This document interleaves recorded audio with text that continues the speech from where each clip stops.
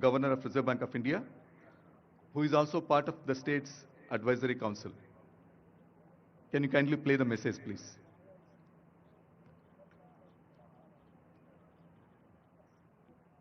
Rajan.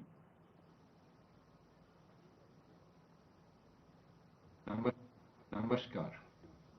My name is Raghuram Rajan, and I'm on the Advisory Council for the Telangana Rising Vision Plan 2047. There's a problem with the video. Can you please check? Yeah.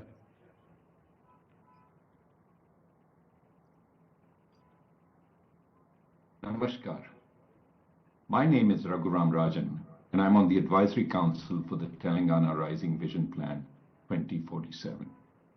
It is indeed an ambitious plan, as it should be, and it touches every facet of the state and its citizens. It aims to be citizen-centric and comprehensive, touching those in core urban areas like Hyderabad, but also those in peri-urban areas as well as in rural areas. The focus on citizen capabilities like health, education, and skilling is particularly important, for once people have the capabilities, their energy is unleashed, and once unleashed, it is unstoppable.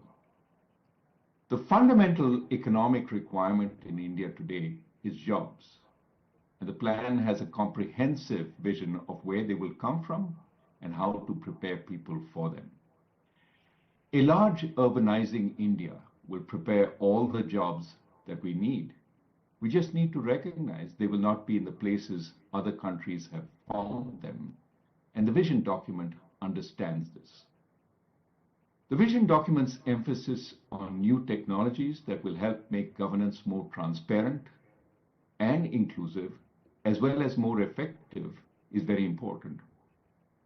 For the scale of the plan's ambition requires scarce government personnel and resources to be deployed judiciously and its effects multiplied, and technology will help do this. Similarly, it will require citizens to know what is happening and to be able to react if course correction is needed, once again, a key effect of technology. So the challenges now are three: implementation, feedback, and course correction. Telangana knows where it's going based on a plan drawn up by consulting its citizens. I look forward to the journey. Jai Telangana, Jai Hind. Thank you very much, sir.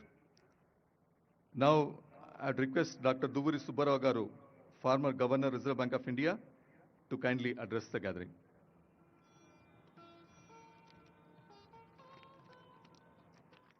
Chief Minister Sri Revanth Reddy, Deputy Chief Minister Bhattivekumar Garu, all the dignitaries on the stage, and all my friends. I'm delighted to be here, part of the Telangana Rising celebrations in this future Bharat city. It's an occasion to set goals for the next 2 decades and position Telangana as the #1 state in the country. A very lofty ideal. I'm privileged to have served in the combined state of Andhra Pradesh much before all these people rose to political stardom. I have very fond memories. I worked in parts of Telangana. I was Collector Khammam when our Deputy Chief Minister must have been in school, and then I was Finance Secretary of the combined state. Although the state is administratively and politically divided, I feel emotionally at home in both Andhra Pradesh and Telangana. And Hyderabad is my home now, Telangana is my state now, but I belong to the entire combined Andhra Pradesh. Over the last 10 years, Telangana has clocked remarkable progress. A state once known for feudalism, poverty, backwardness, ignorance, is today possibly the #1 state, clocking possibly the highest growth rate in the country over the last 10 years. Hyderabad, this charming, beautiful city, is a jewel. You know, all around the country, and many of these people have traveled around the world, around the country. I'm very proud of this city. If there's one Indian city that is representative of all of India, it is Hyderabad. Cosmopolitan in outlook, blend of tradition and the best of traditions and values and modernity, safe for everyone, the best example of unity in diversity. You know, at one time when I was in the government, sir, in the late 90s, early 20s, we used to look for the overflow from Bangalore. So Bangalore is the icon of India, and Bangalore is saturated, so the overflow will come to Hyderabad. Today, Hyderabad is iconic. It's Hyderabad that people look up to as the first choice. So I'm very proud of what the government of Telangana has attempted. Congratulations to you, sir, and to your entire government. This document, I've not seen it, it's going to be released later in this event, is prepared by the government, working closely with the ISP, with NITI Aayog, I believe with wide-ranging consultations with the stakeholders. And I've not seen the document, but I'm privileged to be part of the advisory committee, and I look forward to studying the document and working with the government on implementing it over the next couple of years. But what I gather, what I heard the Chief Minister say yesterday, is that Viksit Telangana wants to be the #1 state in the country with $1 trillion GSDP by 2034 and $3 trillion by 2047, the centenary of the independence. Today, the GSDP of Telangana is about 16.7 trillion rupees, which roughly translates to $250 billion. We are at $250 billion today. We've got to get to 3 trillion in 22 years, which means multiply the GSDP by 15 times. And if you do simple arithmetic, it means that the state has to grow by about 8 to 9%, perhaps even faster. One trait of lead, that's a tough goal, a challenging goal, difficult, but not impossible.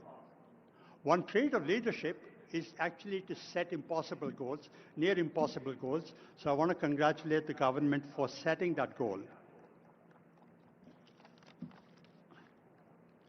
Yesterday, the Chief Minister mentioned that Telangana wants to replicate the Gyeongdong success. Gyeongdong is the best practice in accelerated growth rate. Not perfect, but probably the best practice. I'm sure Telangana will do even better. It's presumptuous on my part to lay out the agenda, because the agenda for getting 2047 Telangana is large, complex, and that's going to be in the document. It'll be presumptuous for me to second guess that at the moment. But I want to make a few points at this stage. The first is the state must build on its core competence. Hyderabad is already known for its IT, its pharma, its biotechnology, services. Where I live in KPHB, there is GCCs coming up every day. So I see them, I experience them. But Telangana must expand into manufacturing, agribusiness, and into a variety of sectors to create jobs. The second is infrastructure. Physical infrastructure, digital infrastructure, and social infrastructure. Before we met, you came on the stage, we were talking to the IT Minister, Sridhar Babu Garu, and he was telling us about how Telangana government has aspirations of making Hyderabad the innovation center, AI innovation center for the country. The country looks up to Hyderabad. So that's the second thing you must be focusing on. The third, ease of doing business. You know, we all talk about it, we all know about it. And I'm sure the Chief Minister and his team are experienced. But when we were in the government 20 years ago, when we went around like these people are going around these days, canvassing for investment, you know what entrepreneurs like Sri Anand Mahendra tell chief ministers and ministers? If you want to give us tax concessions, it's okay. If you want to give us utilities at low cost, that's okay. But what we want more than all this is law and order, rule of law, and no interference from your people. So ease of doing business is something that you must be concentrating on. Chief Minister, you said yesterday that you're not competing with the rest of the country, you're competing with globally. You know, actually, I think as the Deputy Chief Minister of Karnataka said yesterday, competing within the country is actually good.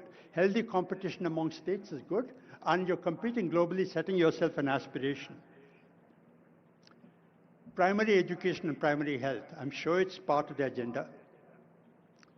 Politicians don't normally, pardon me for saying this, I'm being a bit blunt, but politicians don't normally concentrate on education and health.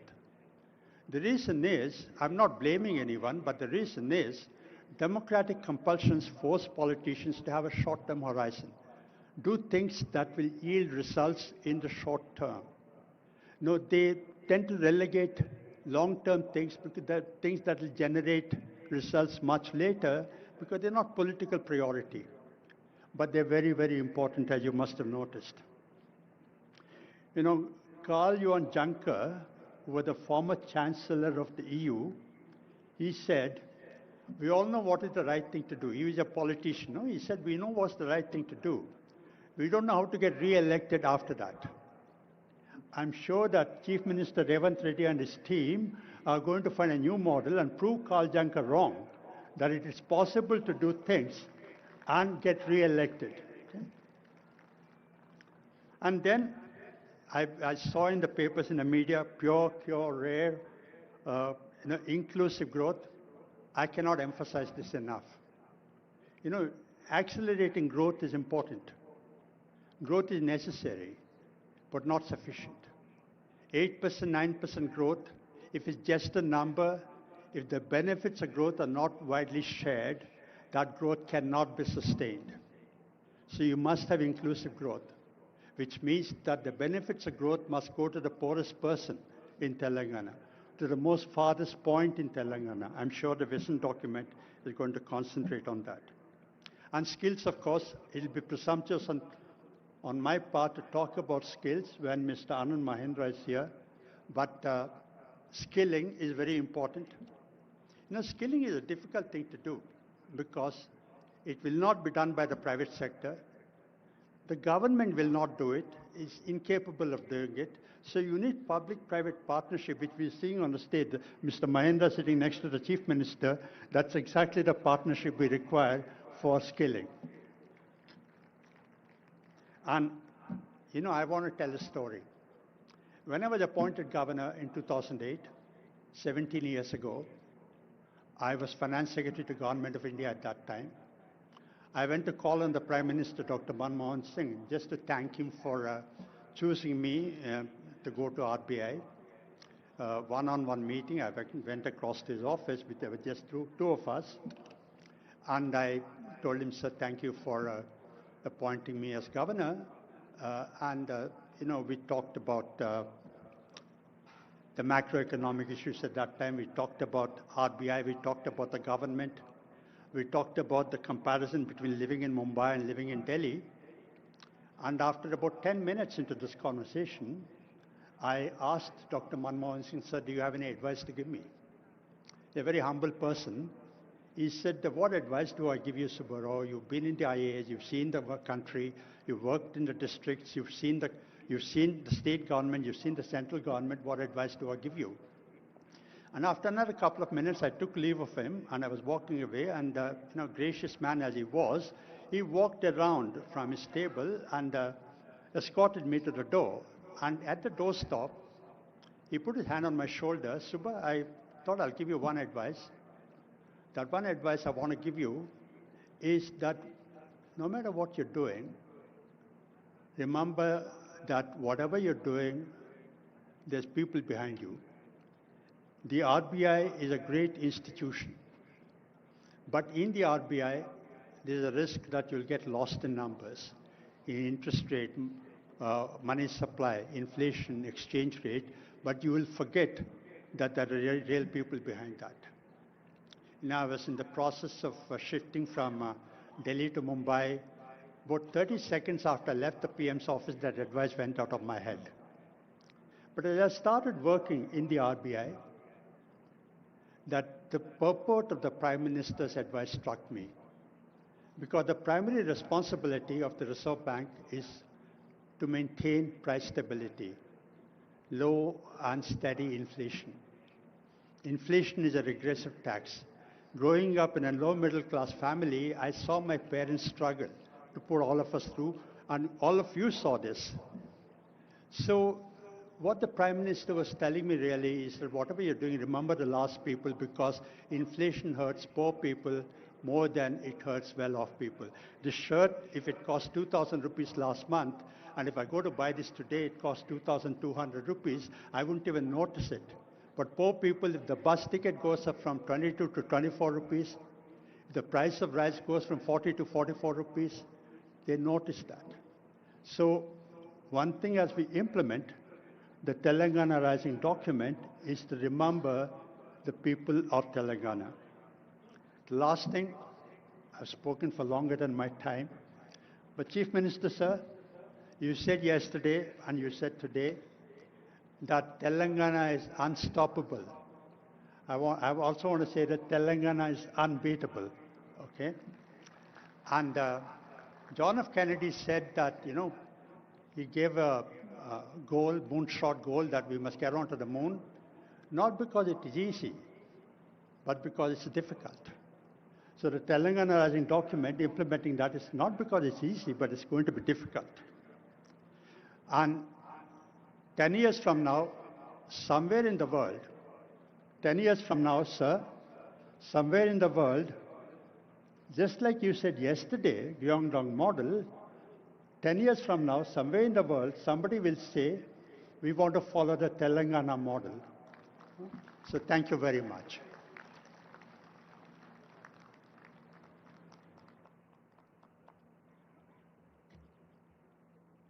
Thank you, sir.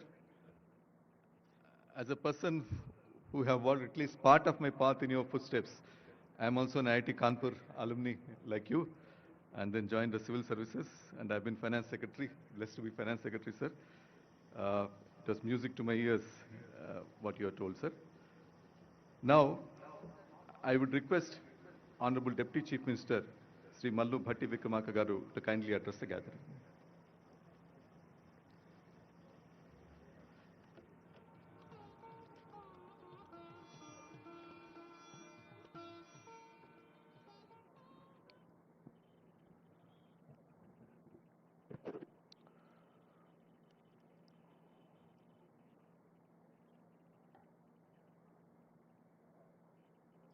Sri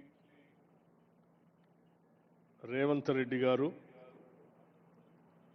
Honorable Chief Minister of Telangana, Sri Suman Berry Garu, Vice Chairperson NITI Aayog, and all the Honorable Cabinet Ministers,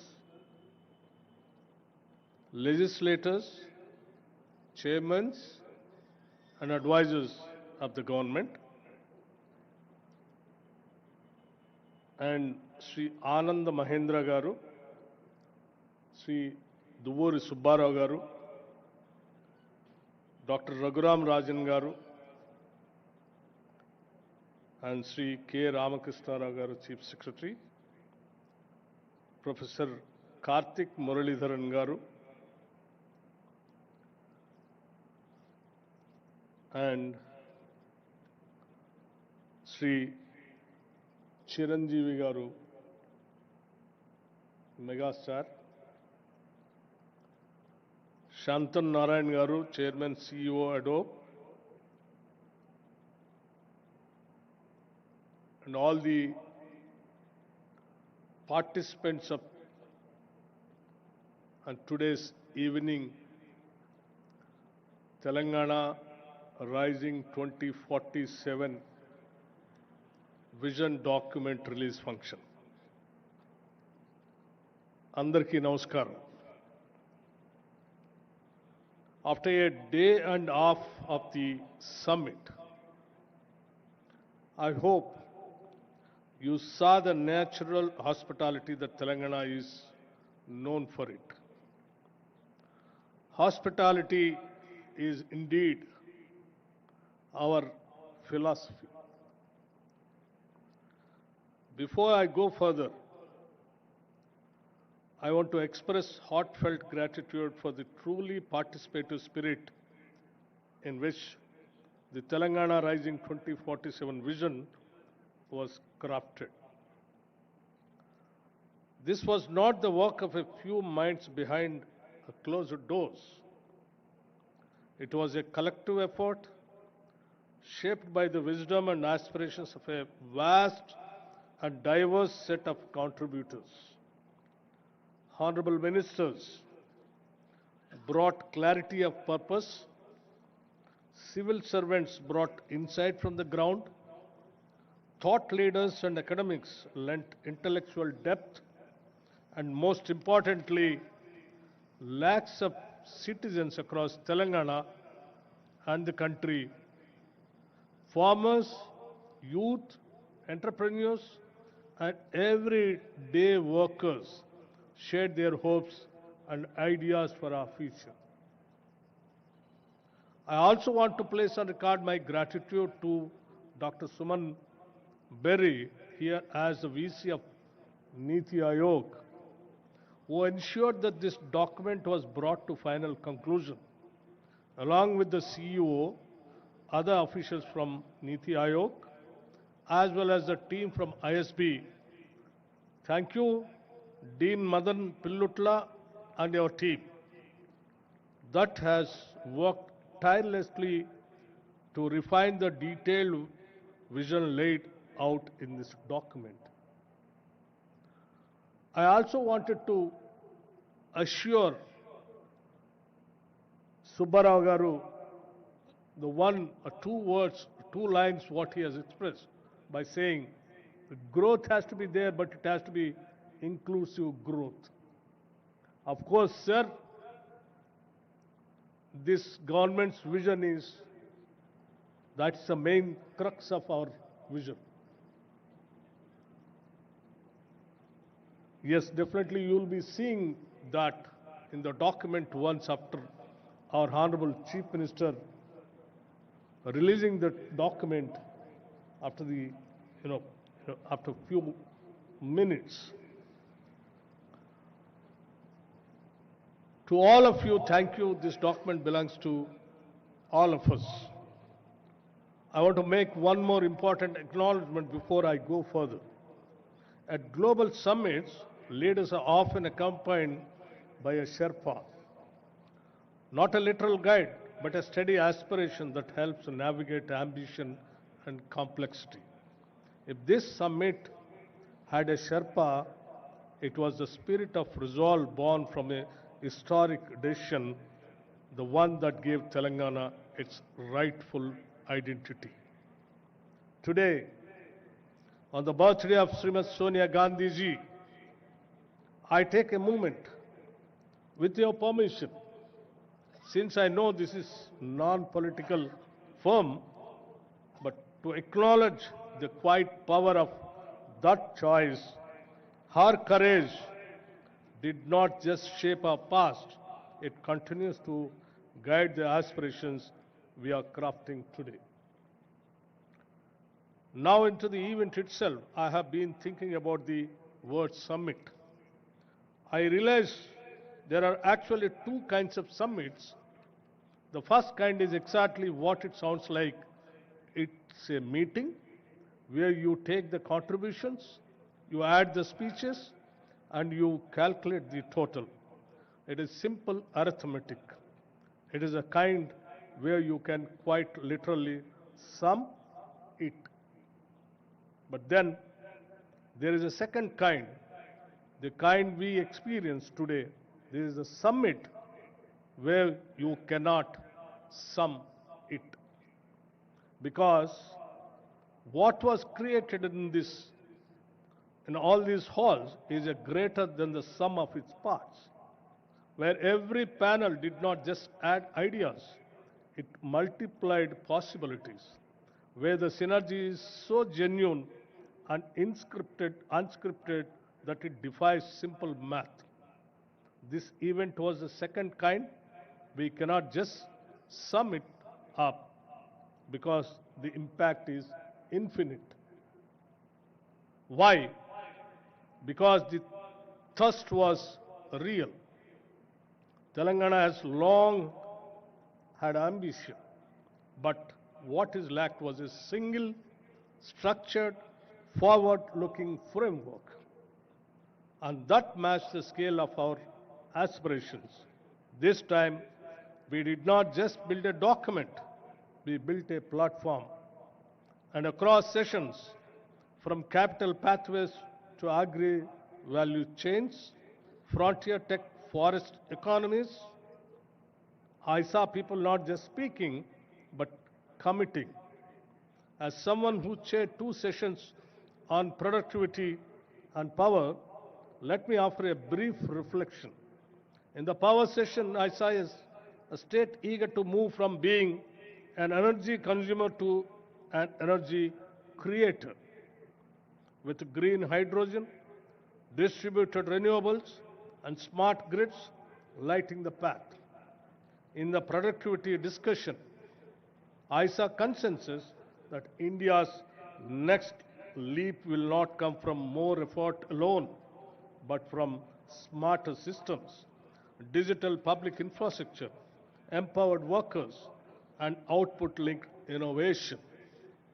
We came to a memorable conclusion: capital plus innovation is equal to productivity. These are not abstract themes. They are Telangana's real advantage. And none of this came from a single department or one expert panel.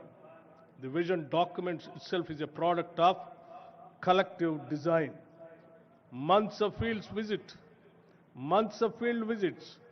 public consultations, and inputs from those on the ground that includes experts seated on the dais and others present in this ground.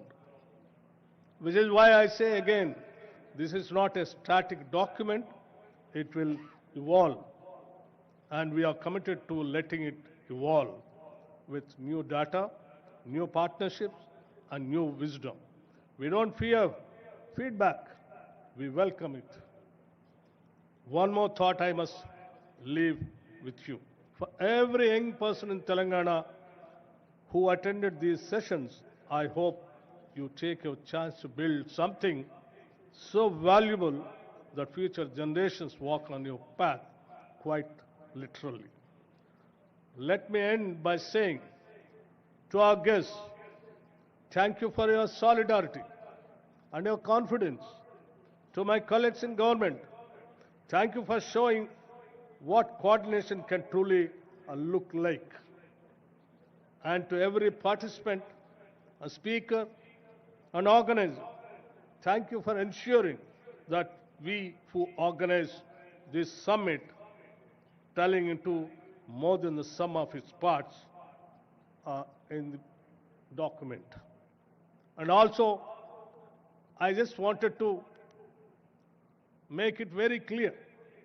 Our Chief Minister, Sri Revanth Reddy garu, and the entire cabinet is having only one goal: how to achieve the target what we kept, the 2047. People thought it is impossible. But we wanted to make it very clear. Impossible things we wanted to make it possible. That is what Telangana. We will do that. Telangana is having all kinds of natural resources, human resources, and talented technical human resources. The only one thing which is required is a simple goal and a commitment and a dream of achieving 2047 $3 economy, which the entire government of us under the leadership of Sri Revanth Reddy Garu and the entire cabinet is having the dream. We will definitely achieve it. We will show to the whole world. Thank you very much. And Jai Telangana and Jai Hind.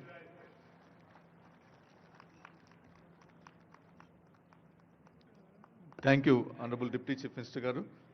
Now I'd request my colleague Jayesh to kindly introduce two sons of soil who have gone and achieved and are now heading world's famous companies.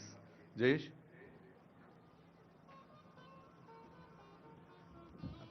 Thank you very much, sir. As Chief Secretary pointed out, there are four important poster boys of Hyderabad: Mr. Ajay Banga, Mr. Satya Nadella, Mr. Shantanu Narayan, and Mr. Prem Vatsa. And from 1st January 2026, there will be a fifth one, Mr. Shailesh Jejurkar, who will become the President and CEO of Procter & Gamble. So all these poster boys of Hyderabad still have very high regard for the state, for the city, for Honorable Chief Minister personally. And at our request, two of them have decided to come live and interact briefly with us, share their thoughts. So can the setup team please put Mr. Shantanu Narayan and Mr. Prem Vatsa?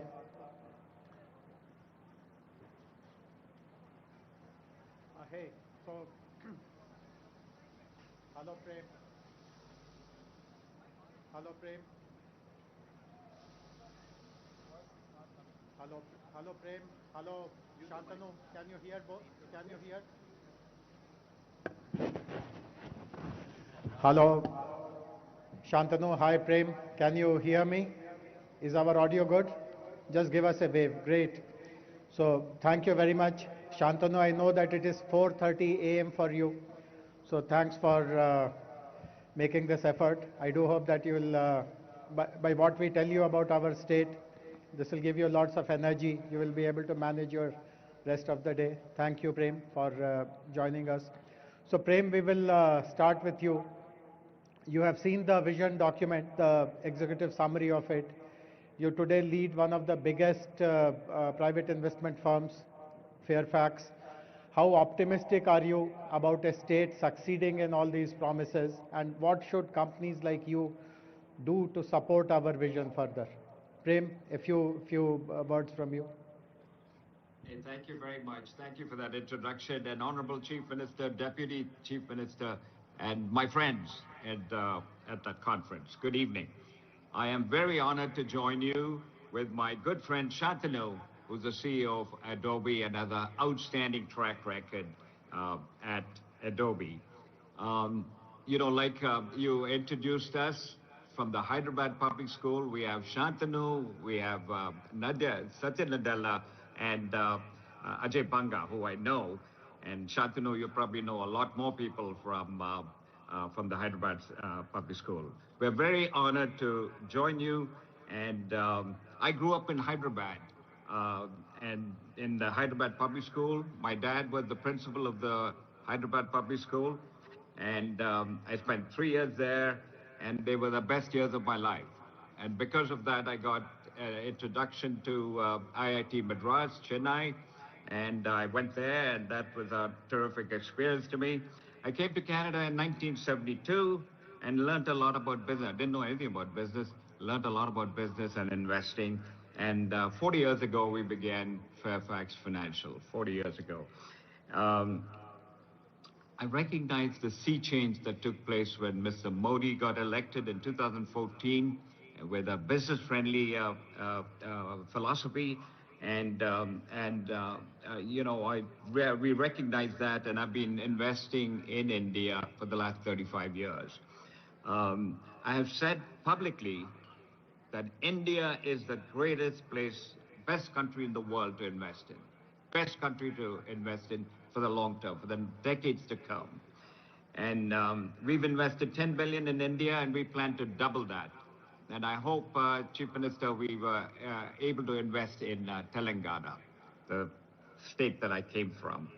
And so it's really inspiring to hear about Telangana rising 3 trillion economy, 10% of GDP in 2047, very, very inspirational. You wanted to have an investment magnet. You want to attract foreign investment, empower the people, empower the youth, the women, the farmers.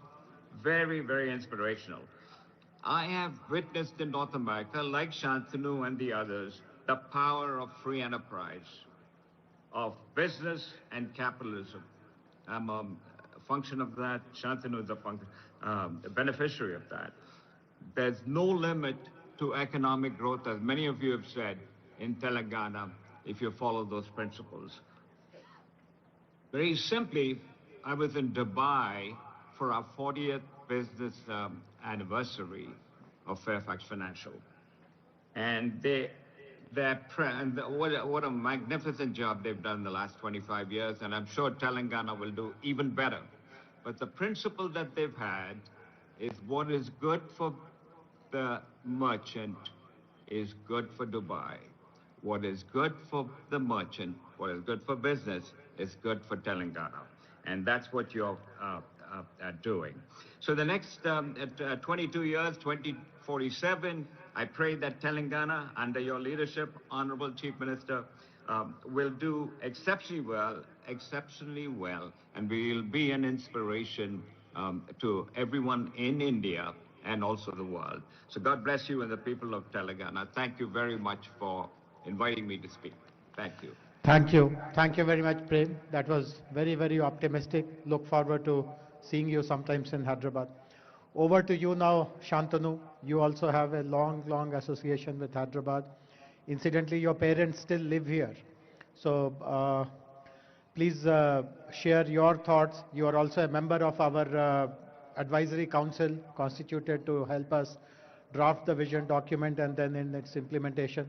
So please tell us about your thoughts on this whole exercise of how we have created the vision and how do you see us succeeding it perfectly in this. Thank you, Jayesh, and namaskaram.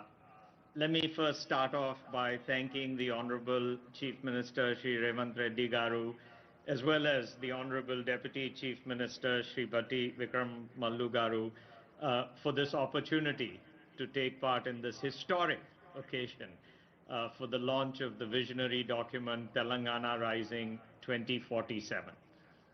I think the vision aligns very seamlessly with Prime Minister Modi's ambitious goal of Viksit Bharat by 2047, which is a future where India emerges as a global leader in innovation, sustainability, and development. As India's youngest state, Telangana has already proved itself as a trailblazer in governance, in technology, and as numerous folks have mentioned, inclusive growth.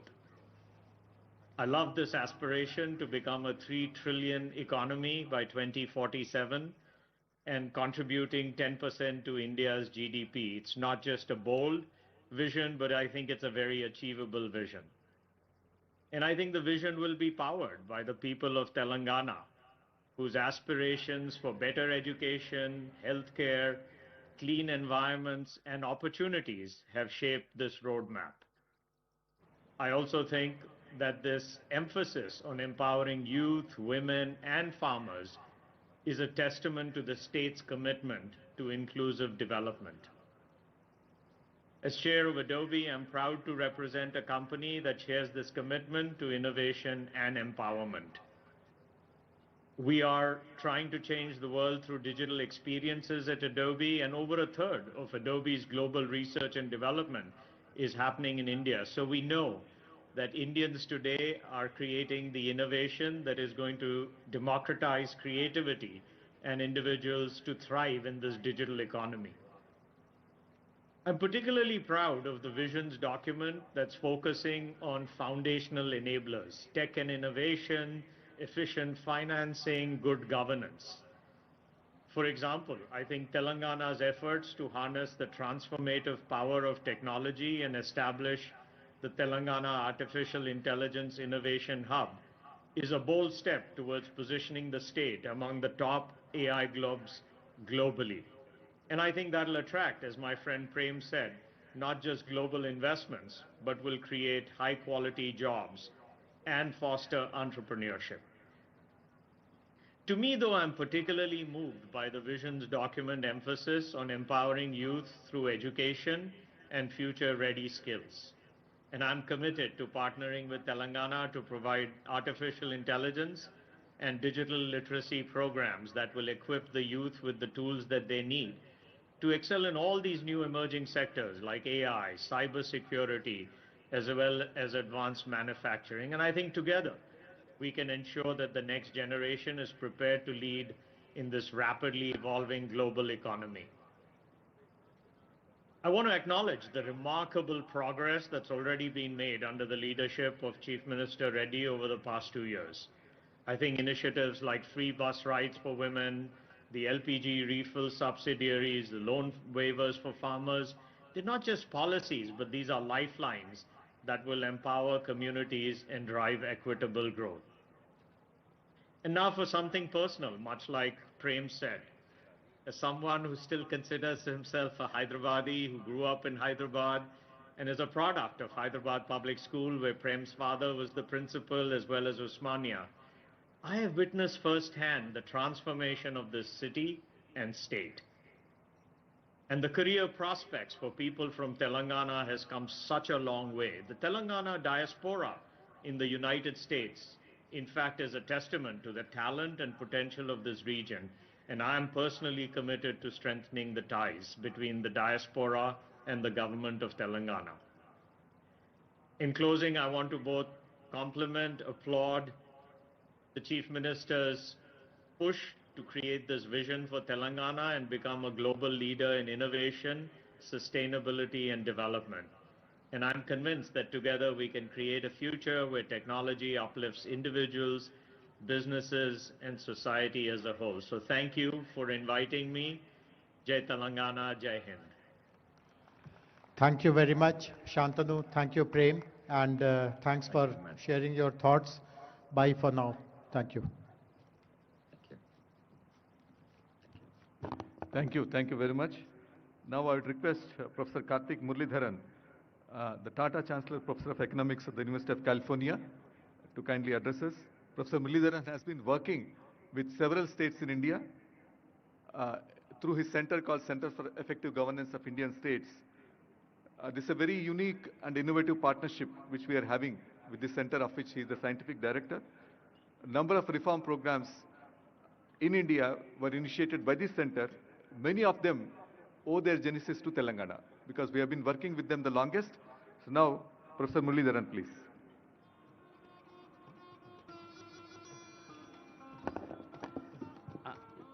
Gaurava Sabhaku, Namaskaramu. I am Honorable Chief Minister, Deputy Chief Minister, dignitaries on the dais. I'm really delighted and honored to be here today. I'm a Tamilian by birth. I grew up in Gujarat, but Telangana and Andhra Pradesh have been my karma bhumi for the last 20 years. I am especially honored to see that the Chief Secretary, Sri Ramakrishna Rao Garu, he was Commissioner School Education in 2004 when I first came to the state. And that is where my journey of work in the state. There is no state in India I know better than Telangana and Andhra Pradesh, whether it's working in education, in welfare over the years. So that is the first connection to Telangana. Second, when this book came out, Honorable Chief Minister and Deputy Chief Minister were the first Chief Ministers I got to present the book to, and that was a wonderful, wonderful experience. We had a wonderful 2-hour discussion on a whole range of governance issues. And last, like Ramakrishna Rao Garu mentioned, the non-profit I founded, the Center for Effective Governance of Indian States. Our first state partnership was in Telangana. So in every way, Telangana has been the core of where a lot of my work has evolved. So I want to just make 2 remarks. The first is I want to highlight the centrality of state-led actions for national development. Almost every aspect of governance that touches the lives of citizens are actually controlled by state governments. Education, health, land, labor, safety, environment. So Government of India can provide guidelines and money, but the actual delivery is all with state governments. So if you look at the variation in outcomes across Indian states, that tells you how much state level leadership matters. Okay, so it is just wonderful to see this energy and this drive to think about a vision for Telangana and therefore set a vision for India itself. And I was particularly pleased to see that the benchmarks are global, because it is not enough to compete just with other states, but by setting global benchmarks, you are both elevating Telangana and elevating all of India. So there are already, like Ramakrishna Garu mentioned, so many examples of initiatives in Telangana that have now been replicated across the country. I just want to mention one, which I played a small part in. And this is what is called the annual KPI survey, where Telangana has become the first state to have annual district level outcomes on every human development indicator, on education, on nutrition, so that we know that we are making progress towards the goals and not just setting goals and not knowing are we making progress. So that data is foundational, and this is now something that is being replicated across many states. So the second thing I want to say is that it is wonderful to set great goals, but getting there requires building more effective public systems. So like we say, you know, a famous politician said, you campaign in poetry, but govern in prose. You aim for the stars, but you walk on the ground. So, which means to get there, we need to build better public systems every single day. And one quote I want to highlight, which is there in the last page of my book, which is the best-selling book Atomic Habits by James Clear. It says, whether both successes and failures set grand goals. The difference between success and failure is the systems you build to get to the goals. So he says you don't rise to the level of your goals, you fall to the level of your systems, which means that the goal-setting exercise is wonderful, but it has to be accompanied by the plodding hard work of building better public systems. And that basically means really revamping many aspects of our governance systems, which frankly haven't changed since the 1950s. So in many ways, unless you really improve governance in every single way, you will not be able to deliver those goals. So that means data and data systems and data-driven governance. It means paying attention to public sector human resource management. So the people in the government, whether the recruiting, the training, the skilling, the performance measurement and management, these are going to be the core elements of delivering on this vision. And finally, public finances, right? The scarcest thing the government has is money. Debt is a serious problem. So having certain principles of saying that money will be spent on the basis of both equity and efficiency. So how do you spend your scarce public money well is going to be the most important determinant of whether you are able to deliver this vision and catalyze industry, catalyze academia, catalyze society. So these are all areas that me and my team at CGIS are committed to supporting the state of Telangana on, and we are just grateful to have the opportunity to be part of this journey. So Jai Telangana, Jai Hind.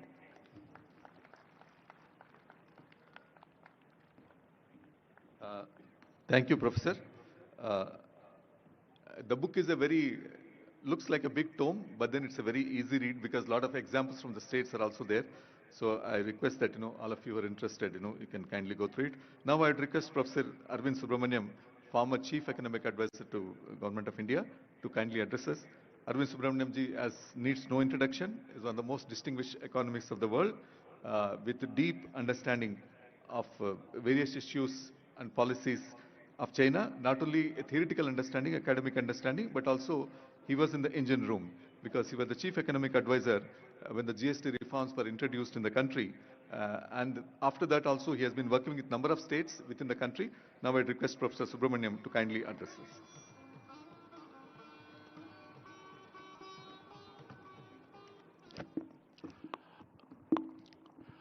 us. Honorable Chief Minister, Honorable Deputy Chief Minister, dignitaries on the dais, and participants in this amazing event, the Telangana Rising Summit. I'm delighted and honored to be here in this amazing venue, which is going to be the Bharat Future City. I can't wait to see, I hope I'll be alive to see that vision. It promises to be spectacular. I'm also honored to be part of the CM's Council and hope to help assist in the transformation of the Telangana economy. As Karthik said, it's clear that India's future resides more and more in the states because it's the states that control the levers that are going to determine the fate of India's 1.4 billion citizens. So I've just written a book with Devesh Kapoor, and I want to highlight one striking statistic that we found in that book. We all say, why can't India be as dynamic and grow as rapidly as China? But it turns out that 1/3 of India has grown as fast as China and for as long. Just think about that. So we don't have to look elsewhere. We just have to look within. And one of those states happens to be Telangana. If that is the case, the numbers that Dr. Subbarao put out about what the GDP aspiration you have going forward, it doesn't seem that difficult because it seems like you already accomplished that in the last three decades. So it's just a matter of replicating that over time. Now, Telangana, of course, is on the not just the Indian map but the global map as the cradle of India's IT revolution. But that's the past. I think when you look at the Telangana vision document under the leadership of the Honorable Chief Minister, it is embarking on the next structural transformation.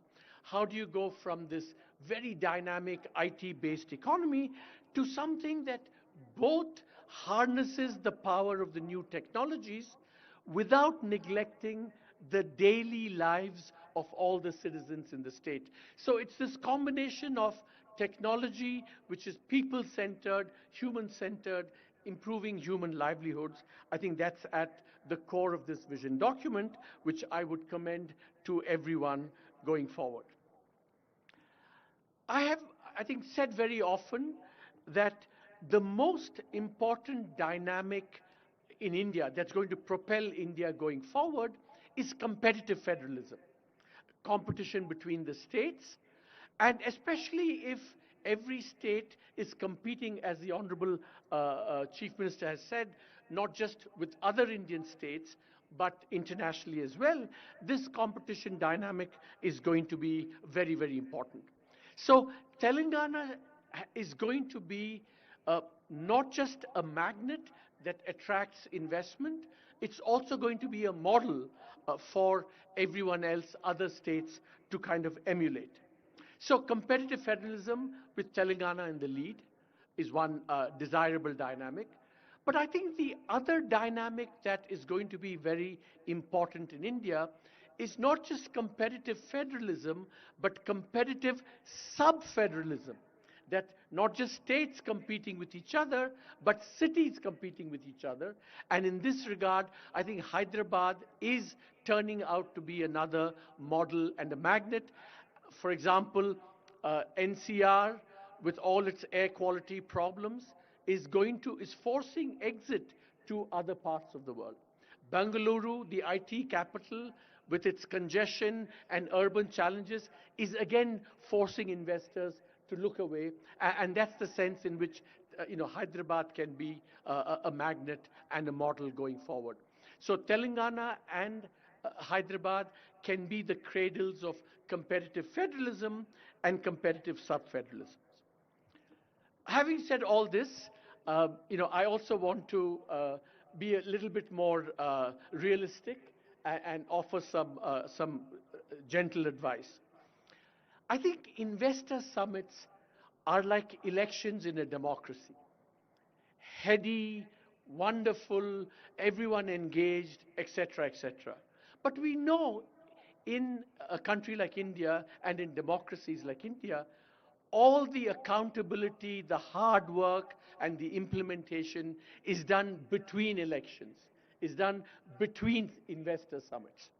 So while it's very impressive that you have 5 lakh crores in commitments already, the proof of the pudding is going to be 5 years from now, how much of those 5 lakh crores actually translated into real investment. So that's the metric by which we must judge Telangana's performance going forward.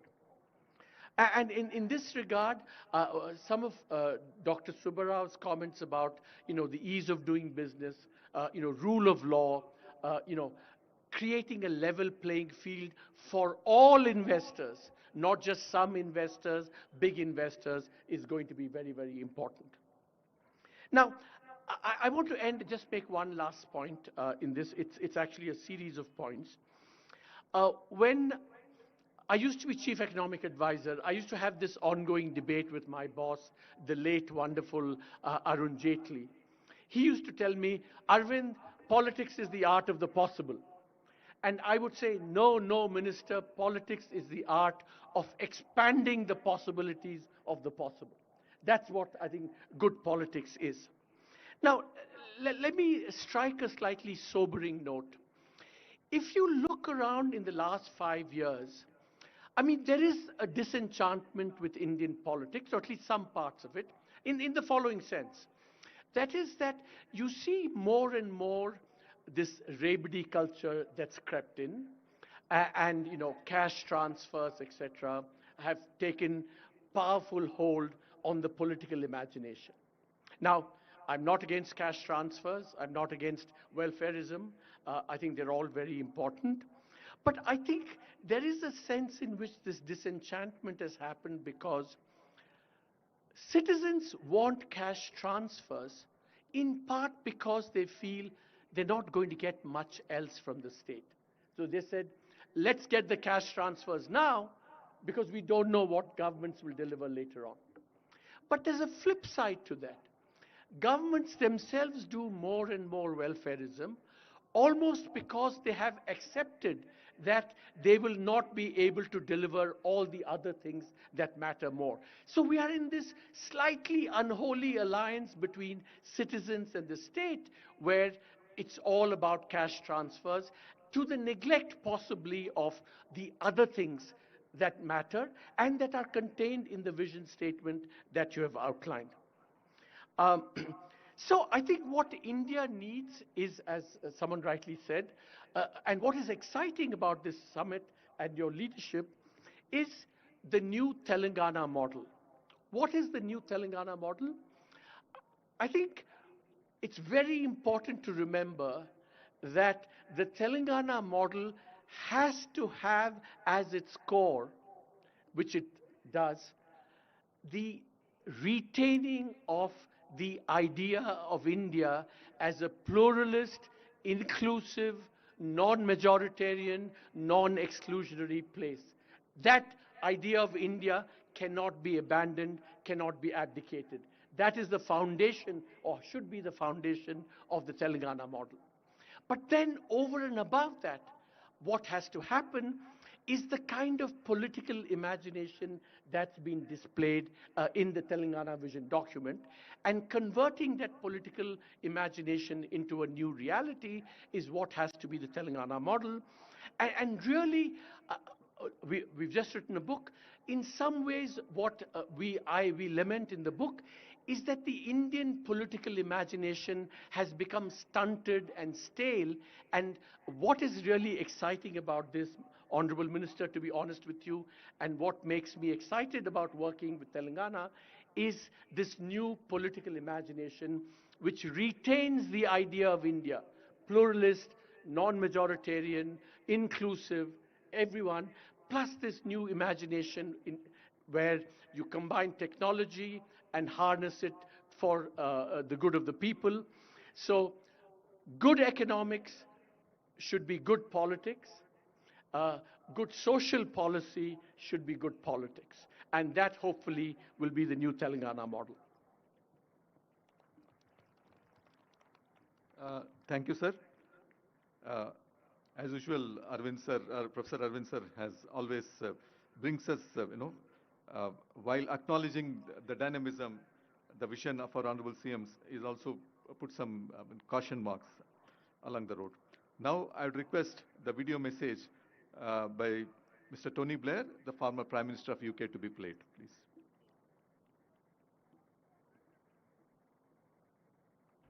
Ladies and gentlemen, Honored Chief Minister, distinguished leaders, and to the people of Telangana. It's a real privilege to join you today as you celebrate 10 remarkable years since the formation of Telangana, a decade that has transformed not only this state, but the story of modern India itself. In 2014, Telangana began a journey filled with high expectations and even higher aspirations.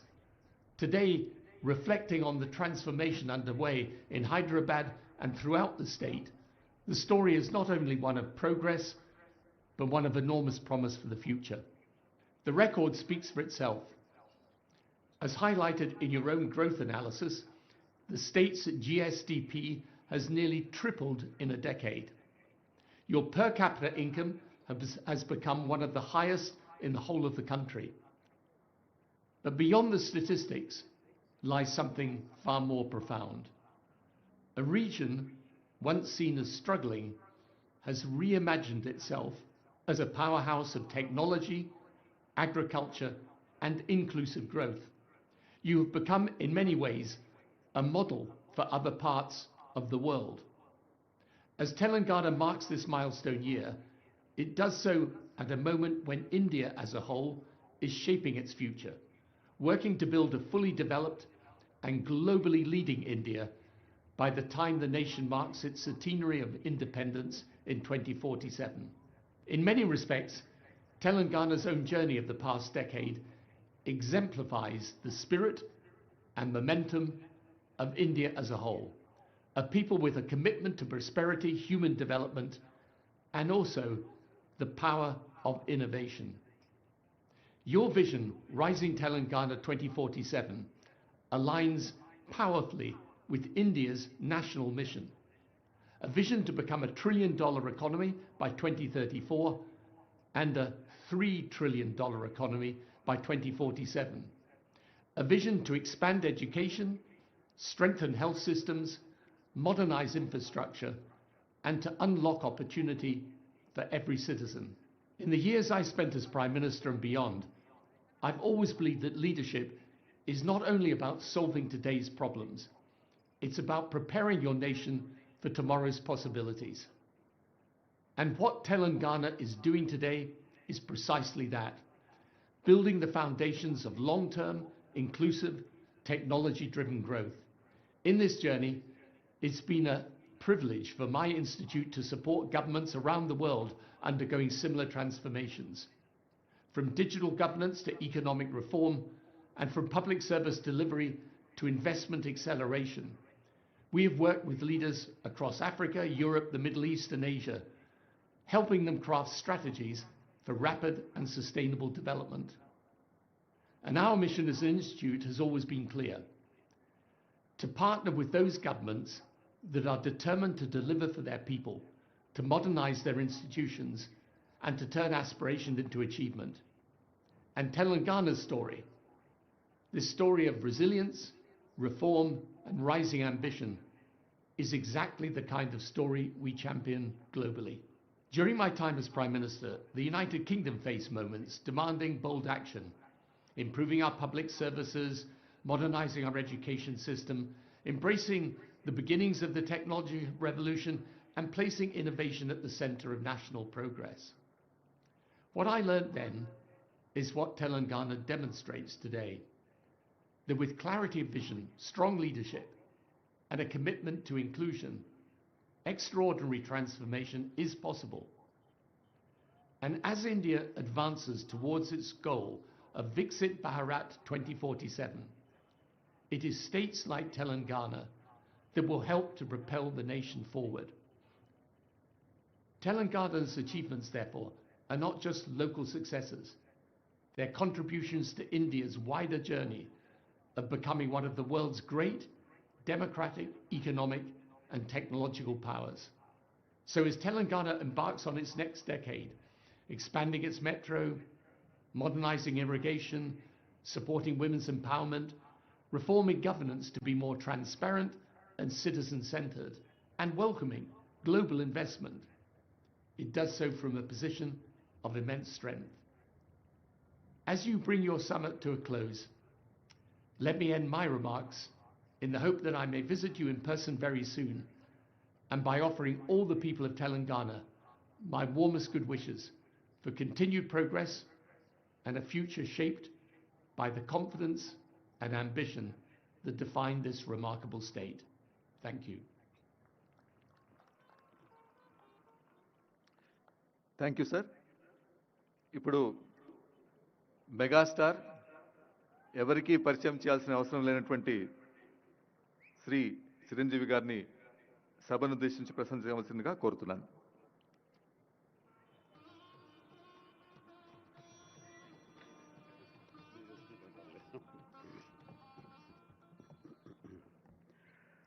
గౌరవ ముఖ్యమంత్రి శ్రీ రేవంత్ రెడ్డి గారికి, గౌరవ ఉప ముఖ్యమంత్రి మిత్రులు, ఆత్మీయులు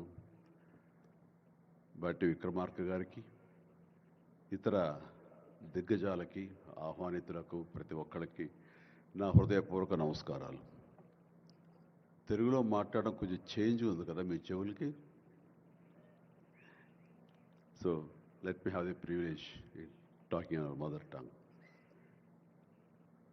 ఇక్కడ మీ అందరికీ అనిపించవచ్చు, ఇక్కడ ఉన్నటువంటి ఆహ్వానితుల్లో చీఫ్ గెస్ట్ ఒక్కొక్కళ్ళు ఒక్కొక్క రంగానికి సంబంధించిన వాళ్ళు, ఫైనాన్స్ రంగానికి సంబంధించిన వాళ్ళు, అలాగే మాజీ గవర్నర్ ఆర్బీఐ సుబ్బారావు గారు, అలాగే ఇతర ఫైనాన్స్ వ్యక్తులు, అలాగే ఆటోమొబైల్ దిగ్గజం మహేందర్ గారు, ఇంతమంది ఉండగా వీళ్ళల్లో చిరంజీవి ఏమిటి సినిమావాడు అనే భావం మీకు ఉండొచ్చు. మీకు కాదు, నాకే ఉంది అది. నేను ఎంతో ఇక్కడ ఫిట్ అవుతాను అని నాకే అనిపించచ్చు. కానీ నా మీద ఎంతో గౌరవంతో ఒక సోదరుడుగా మన ముఖ్యమంత్రి గారు చిరంజీవి రావాలి అని నిన్న మన భట్టి విక్రమార్క గారిని, అలాగే IT and industrial minister Shri Sridhar గారిని నా దగ్గరికి పంపించారు. సరిగ్గా వాళ్ళు వచ్చే సమయానికి ఏ పొజిషన్లో ఉన్నాను తెలుసా అండి?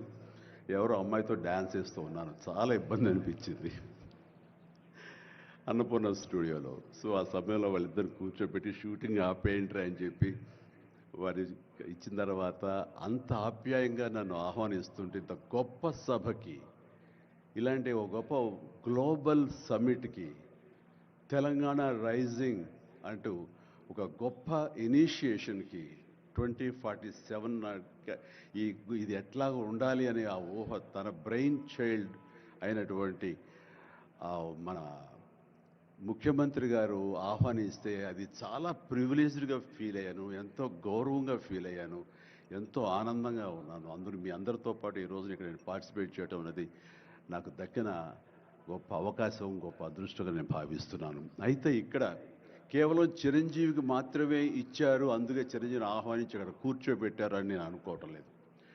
ఇది రేవంత్ రెడ్డి గారికి సినిమా పరిశ్రమ మీద ఉన్నటువంటి గౌరవం, సినిమాల ఇంపాక్ట్ ఈ సొసైటీలో ఎలాగ ఉంటుందో బాగా తెలిసిన వ్యక్తిగా వాళ్ళందరి తరపున ఒక వ్యక్తి ఉండాలి కాబట్టి చిరంజీవిని ఆహ్వానించారని మాత్రమే అనుకుంటున్నాను. ఈ రోజు నేను ఒక చిరంజీవిగా రాలేదు, చిత్ర పరిశ్రమ తరపున ఒక ఏజెంట్గా, వాళ్ళ రిప్రజెంటేటివ్గా నేను ఈ రోజున వచ్చాను, ఇక్కడ ఆహ్వానించబడ్డాను.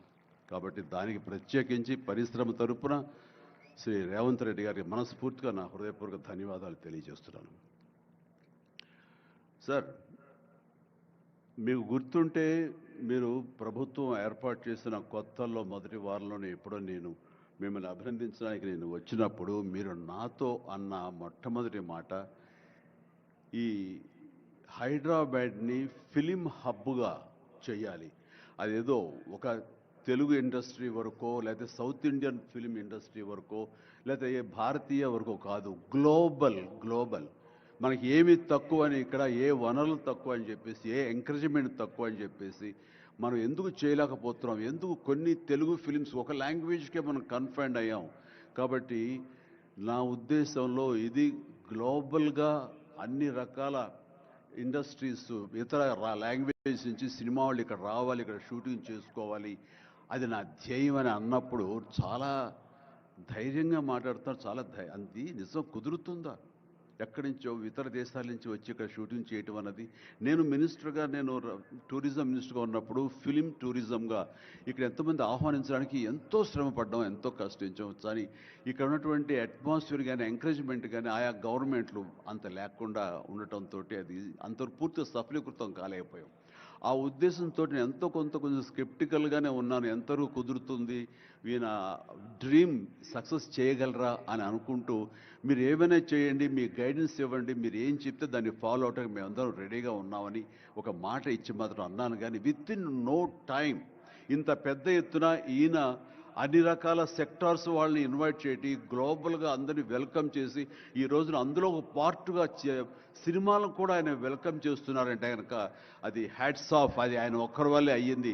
అన్నట్టుగా కాకుండా అన్నది సాధ్యం చేసేలాగా ప్రాక్టికల్గా ఈ రోజున మనందరం చూస్తున్నాము. ఇది చాలు, డెఫినెట్గా ఆయన అనుకున్నది సాధిస్తారనే ప్రగాఢమైన నమ్మకం నాకు ఏర్పడింది. ఎందుకంటే ఆయన అన్నది హైదరాబాద్ అనేది సెంట్రల్ లొకేటెడ్ మన కంట్రీలో. ఏ ఇతర ఇంపార్టెంట్ సిటీస్కి వెళ్ళాలని సరే 1 అవర్ డిస్టెన్స్లోనే ఉంది. మేబీ ఢిల్లీ ఇంకొక 1 అవర్ పడుతుందేమో తప్ప. అండ్ ఇక్కడ లేని లొకేషన్స్ ఎక్కడ లేవు, ఎక్కడ లేకుండా పోలేదు. మనకు మంచు కొండలు ఉన్నాయి, థార్ డెజర్ట్స్ ఉన్నాయి, అడవులు ఉన్నాయి, వర్షాలు పడేవి ఉన్నాయి, లాంగెస్ట్ బీచ్లు మనకు ఉన్నాయి. ఏమి తక్కువ, ఏ లొకేషన్స్ తక్కువ, ఏ వనరులు తక్కువ. ఇక్కడ పని చేయడానికి వాళ్ళకి స్కిల్ డెవలప్మెంట్ చేయగలిగితే కనుక పని చేయడానికి ఎంతోమంది ముందుకు వచ్చి సినిమా పరిశ్రమ ద్వారా ఉపయోగపడి వాళ్ళ కుటుంబాలకు వాళ్ళు ఉపయోగించుకుంటారు. ఇది ఆ పొటెన్షియల్ పూర్తిగా ట్యాప్ చేయలేదు అన్న మాట వాస్తవం. వారు అది నేను అంగీకరిస్తూ మా సలహాల కోసంగా ఆయన కొన్ని సెమినార్లు ఫ్యూచర్లో నడిపిస్తామన్నారు. ఇప్పుడు కూడా అలాంటి చిన్న సెమినార్లు మా పెద్దల మధ్య, సినిమా పెద్దల మధ్య జరిగింది. అయితే ఇది కాంప్రహెన్సివ్గా కన్సాలిడేట్గా జరిగేలాగా విత్ ఇన్ షార్ట్ టైం మేము అందరూ కూడా ముందుకు వస్తాము. ఇక్కడ ప్రపంచానికే ఇది అద్భుతమైనటువంటి సినిమా హబ్గా హైదరాబాద్ని చేయటంలో మేమందరం ముందుంటాము. అండ్ ఈ రోజున చూస్తే కనుక బాలీవుడ్ నుంచి సల్మాన్ ఖాన్, అజయ్ దేవ్గన్ వచ్చి ఇక్కడ మేము స్మార్ట్ డిజిటల్గా కానీ అడ్వాన్స్డ్ ఫ్యూచరిస్టిక్ స్టూడియోస్ మేము పెడతామని అంటాం అన్నది ఇది శుభారంభం. ఇదే ఇన్స్పిరేషన్గా నేను కానీ, నాగార్జున కానీ, వెంకటేష్ కానీ, ఇతర హీరోలు కానీ, ఇతర ప్రొడ్యూసర్స్, నిర్మాతలు ఎంతోమంది ఈరోజు నీకు ఉన్నారు ఈ సభ్యుకుల్లో. వాళ్ళందరూ కూడా ముందుకు వచ్చి చేయాలన్న ఒక కుతూహలం కానివ్వండి, అది పూర్తిగా ఛార్జ్ అయి ఉన్నారంటే ఎలాంటి అతిశయోక్తి లేదు. అండ్ ఈ రోజున ప్రపంచపరంగా చూస్తే సినిమా ప్రభావం ఎంత ఉంటుంది, ఈ సాఫ్ట్ పవర్ ఎంత ఉంటుందన్నది నేషనల్ వైడ్గా కూడా కేంద్ర ప్రభుత్వం కూడా వేవ్స్ అనేది ఒకటి ప్రారంభించి అందులో మమ్మల్ని అందరూ కూడా పార్ట్ చేశారు. అంటే ఎకనామికల్గా అది ఎంత పవర్ ఇస్తుంది, మన కంట్రీ జీడిపికి ఎంత కంట్రిబ్యూట్ చేస్తుందో అనడానికి బాగా వాళ్ళందరికీ తెలిసిన వాళ్ళు కాబట్టి సినిమా మీద అంత దృష్టి పెట్టారు. సినిమాని కేవలం పేరు తీసుకురావడమే కాకుండా ఎంతో కంట్రిబ్యూట్ చేస్తుంది, ఎంతోమందికి ఎంప్లాయ్మెంట్ జనరేట్ చేస్తుంది, ఎంతోమందికి ఉపాధి కల్పిస్తుంది. అంటే ఉదాహరణకి కొరియా తీసుకుంటే కనుక కొరియాలో బిగినింగ్ ఇనీషియల్గా వాళ్ళందరూ యూత్ అనేవాళ్ళు నైట్ ఈవినింగ్ అయ్యేసరికి చాలా పక్కదారులు పడుతున్నారు, కొన్ని వ్యసనాలకి లోనవుతున్నారు. ఆ రకంగా యూత్ నిర్వీర్యమైపోతుంది. ఏం చేయాలంటాం వాళ్ళందరూ కలిపి వీళ్ళని ఎంటర్టైన్మెంట్ వైపు కనుక మనం డైవర్ట్ చేయగలిగితే, be it is music, be it is singing or films, ఇంకోటి ఇవన్నీ ఎంటర్టైన్మెంట్గా చేయగలిగితే కనుక వాళ్ళు ఆక్యుపై అయి ఉంటారు. తద్వారా వాళ్ళు ప్రోగ్రామ్స్ ఇవ్వగలుగుతుంటారు. వాళ్ళందరూ నిష్ణాతులయ్యి వాళ్ళ ఫ్యామిలీకి వాళ్ళు బాసటగా ఉంటారు. తద్వారా వాళ్ళ నుంచి జనరేట్ అయ్యి ఎంతో కొంత వాళ్ళు క్రైమ్ వైపు వెళ్లకుండా ఉంటారు. ఆ రకంగా క్రైమ్ రేట్ తగ్గించుకోవచ్చు అనే భావంతో కొరియన్ గవర్నమెంట్ స్టార్ట్ చేసింది. కానీ ఈ రోజున ప్రపంచపరంగా Korea K pop, K drama, K music అంటూ కొరియన్ వాళ్ళ ఎకానమీ, వాళ్ళ జీడిపికి ఎంతో కొంత కంట్రిబ్యూట్ చేస్తుంది. ఎన్నో బిలియన్స్ ఆఫ్ డాలర్స్ కంట్రిబ్యూట్ చేస్తుంది ఈ యొక్క సాఫ్ట్ పవర్ మ్యూజిక్ అన్నది. అలాగే జపాన్ కూడా యానిమే అని చెప్పేసి వాళ్ళు కూడా వాళ్ళ సాఫ్ట్వేర్, వాళ్ళ ఎంటర్టైన్మెంట్ సంబంధించి ఈ ఎంటర్టైన్మెంట్ యానిమేటెడ్ ఫిలిమ్స్ కూడా ఎంతో కొంత కంట్రిబ్యూట్ చేస్తుంది. అలాగా మీరు ఈ సినిమా ఇండస్ట్రీ మీద సినిమా పరిశ్రమ మీద ఆల్ ఇండియా లెవెల్లోనూ ఇంటర్నేషనల్ లెవెల్లోనూ ఇక్కడ కనుక వెల్కమ్ చేయగలిగి వాళ్ళకి కావాల్సిన ఇన్ఫ్రాస్ట్రక్చర్ కనుక మీరు ఇక్కడ ప్రొవైడ్ చేయగలిగితే చేస్తానికి మీరు ప్రిపేర్ అయి ఉన్నారు, చేయగలిగితే కాదు చేస్తున్నారు. దానికి మా నుంచి పార్టిసిపేషన్ కావాలి. ఉదాహరణకి బట్టి గారు నిన్న అన్నారు, సో మన ముఖ్యమంత్రి గారు మీ అందరికీ కూడాను ఇక్కడ ఏమి కావాలి, ఎలాంటి ఇన్ఫ్రాస్ట్రక్చర్ కావాలి, ఏ రకమైన వసతులు ఏర్పాటు చేయాలి అని చెప్పండి అన్నప్పుడు నాకు వెంటనే స్పాంటైనియస్గా తోచింది, నేను వారితో పార్టిసిపేట్ చేస్తాను. ఇక్కడ స్కిల్ డెవలప్మెంట్ కోసంగా మనం కొన్ని ఇన్స్టిట్యూషన్స్ పెట్టాలి. అది డ్రైవర్ల దగ్గర నుంచి, మేకప్ మెన్ల దగ్గర నుంచి, కాస్ట్యూమర్స్ దగ్గర నుంచి, ఒక ఎడిటింగ్ దగ్గర నుంచి, సౌండ్ సిస్టమ్ దగ్గర నుంచి, కెమెరామెన్లు, డిఓపీలు అండ్ యాక్టింగ్ సంబంధించిన స్కిల్స్ కానివ్వండి, అలాగే డైరెక్షన్ కానివ్వండి, వాట్ నాట్ ఎన్నో ఈ ఇండస్ట్రీలో ఎన్నో శాఖలు ఉన్నాయి. ఆ శాఖల్లో ఎంతోమంది ఎంతూజియాస్టిక్ కుర్రవాళ్ళు ఉన్నారు. వాళ్ళు చదువు ఒక మాదిరి చదివైనా సరే ఆ చదువు ఏం తెచ్చి పెడుతుంది అనుకుంటే కనుక ఈ రోజున గొప్ప గొప్ప డైరెక్టర్స్ ఉన్నారు. ఈ రోజున ఇంటర్నేషనల్ లెవెల్కి మన సినిమాని తీసుకొస్తున్న డైరెక్టర్ వాళ్ళందరూ డిగ్రీ కూడా చదవలేదు. సో చదువు ఇది ఇంపార్టెంట్ కాదు, మీకున్న ఇంట్రెస్ట్ ఇంపార్టెంట్. ఆ ఇచ్చేటువంటి గవర్నమెంట్ ఆఫ్ తెలంగాణ ఈ రోజున మనకి ఇస్తున్న ఈ అవకాశాలను సద్వినియోగం పరుచుకుని మీరందరూ కనుక రాగలిగి ముందుకు వచ్చి ఈ యొక్క ఇన్ఫ్రాస్ట్రక్చర్ సంబంధించి వీళ్ళు ఇచ్చిన ఫెసిలిటీస్ని వినియోగించుకుంటూ స్కిల్ డెవలప్మెంట్ ముందు చేసుకోగలిగితే కనుక మీరు ఎక్కడికి వెళ్ళినా సరే, వాళ్ళు ఎంతోమంది వెబ్ సిరీస్ తీస్తున్నారు, అలాగే టీవీ సీరియల్స్ తీస్తున్నారు, సినిమాలు తీస్తున్నారు, పెద్ద సినిమాలు తీస్తున్నారు, చిన్నవి తీస్తున్నారు. అలాగే ఈ రోజున కేవలం స్క్రీన్ మీదే కాకుండా మొబైల్కి సంబంధించినటువంటి సినిమాలు కూడా చాలామంది తీయటానికి సమాయత్తం అవుతున్నారు. ఇది ఫ్లిప్ అని ఇంటర్నేషనల్గా వస్తుంది. ఇప్పుడే మహేంద్ర గారు నాతో మాట్లాడుతూ ఈ వర్టికల్ సంబంధించిన ఫిలిమ్స్ 3 minutes నిడివి, అయితే 10 minutes మ్యాక్సిమం 10 minutes నిడివి ఉన్నటువంటి సినిమాలు మనం చేయగలిగితే అది ప్రతి వాళ్ళ చేతుల్లో ఉండి అది వాళ్ళందరూ ఎంటర్టైన్ చేయగలుగుతుంది. దానివల్ల ఎంతో ఎకానమీ మనం డెవలప్ చేయొచ్చు, ఎంతోమందికి ఉద్యోగ అవకాశాలు ఇవ్వచ్చు. నేను దాన్ని ఇనిషియేట్ చేస్తానంటూ మహేంద్ర గారు చెప్తూ వచ్చారు. సో ఇవన్నీ కూడా ఇది సాదాసీదాటువంటి కాదు. సినిమా ఏదో ఆడుతుంది, 2 రోజులు డబ్బులు తెచ్చి పెడుతుంది, వాళ్ళు ఏదో మిగుల్చుకుంటారు కోట్లు అంటే తేలిగ్గా చూడదు. దీని వెనకాల చూస్తే కనుక లక్షలాది మంది యూత్ ఈ అవకాశం సద్వినియోగపరుచుకుని అభివృద్ధిలోకి రావచ్చు, పేరు ప్రఖ్యాతులు సంపాదించవచ్చు. తద్వారా ఇన్ రిటర్న్ మీరు కూడా ఈ కంట్రీకి, మన తెలంగాణకి మీరు ఎంతో కొంత ఎకనామికల్గా మన గ్రోత్ అవడానికి ఆర్థికంగా కూడా మీ సపోర్టు లభిస్తుంది. ఇది మ్యూచువల్లీ రెసిప్రోకల్. కాబట్టి ఈ రోజున ఇక్కడ స్టూడియోకి స్థలాలు ఇస్తామంటున్నారు. స్కిల్ డెవలప్మెంట్కి కావాల్సిన క్లాసెస్ కావాల్సిన ఫ్యాకల్టీస్ కనుక అధ్యాపకులు మనం తెచ్చుకుంటే వాళ్ళ ద్వారా ఎంతోమంది ట్రైనింగ్ ఇచ్చిన వాళ్ళం అవుతాము. ఇది సద్వినియోగపరచుకోండి. దీని మీద మన ఇండస్ట్రీలో పెద్దలు కూడా సీరియస్గా ఆలోచించండి. దీని మీద నేనైతే సీరియస్గా తీసుకున్నాను, వారితో అదే అన్నాను. మీరు ఒక సెమినార్ లాంటిదో లేకపోతే చిన్న క్లోజ్డ్గా మీరందరూ నాకు ఇన్వైట్ చేయగలిగితే కనుక ఇలాంటివి ఏమైనా సదస్సులు మాకు చిన్న ఎత్తులో సినిమాకు సంబంధించి మీరు చేయగలిగితే కనుక మేమందరూ దీన్ని మరింత ముందుకు తీసుకువెళ్ళి మీ కళ ఏదైతే ఉందో, మీ బ్రెయిన్ చైల్డ్ ఏదైతే ఉందో దాన్ని ముందుకు తీసుకెళ్ళి ప్రపంచం మొత్తం ఎంటర్టైన్మెంట్ రంగానికి సంబంధించి ఈ తెలంగాణ వైపు, ఈ హైదరాబాద్ వైపు మనం చూసేలాగా చేయగలుగుతాం, చేస్తామన్న ధైర్యం నాకు ఉంది. భరోసా ఇస్తున్నాను. నా వంతు కృషి నేను చేస్తాను. నా ఈ అవకాశం ఇచ్చేందుకు ధన్యవాదాలు మా ముఖ్యమంత్రి గారికి, అలాగే ప్రతి ఒక్కరికి నా హృదయపూర్వక ధన్యవాదాలు మరొకసారి తెలియజేస్తున్నాను, ముగిస్తున్నాను. జై తెలంగాణ, జై హింద్. ధన్యవాదాలు సార్. మీరు మా చెవులకు పట్టిన తుప్పును వదిలించారు తెలుగులో మాట్లాడి. ఇప్పుడు శ్రీ సుమన్ బెర్రీ గారు, Shri vice chairman NITI Aayog. I request sir to kindly address the gathering. NITI Aayog has helped us in drafting this document. Their team has guided us, sir. So now I request you to kindly address us, sir.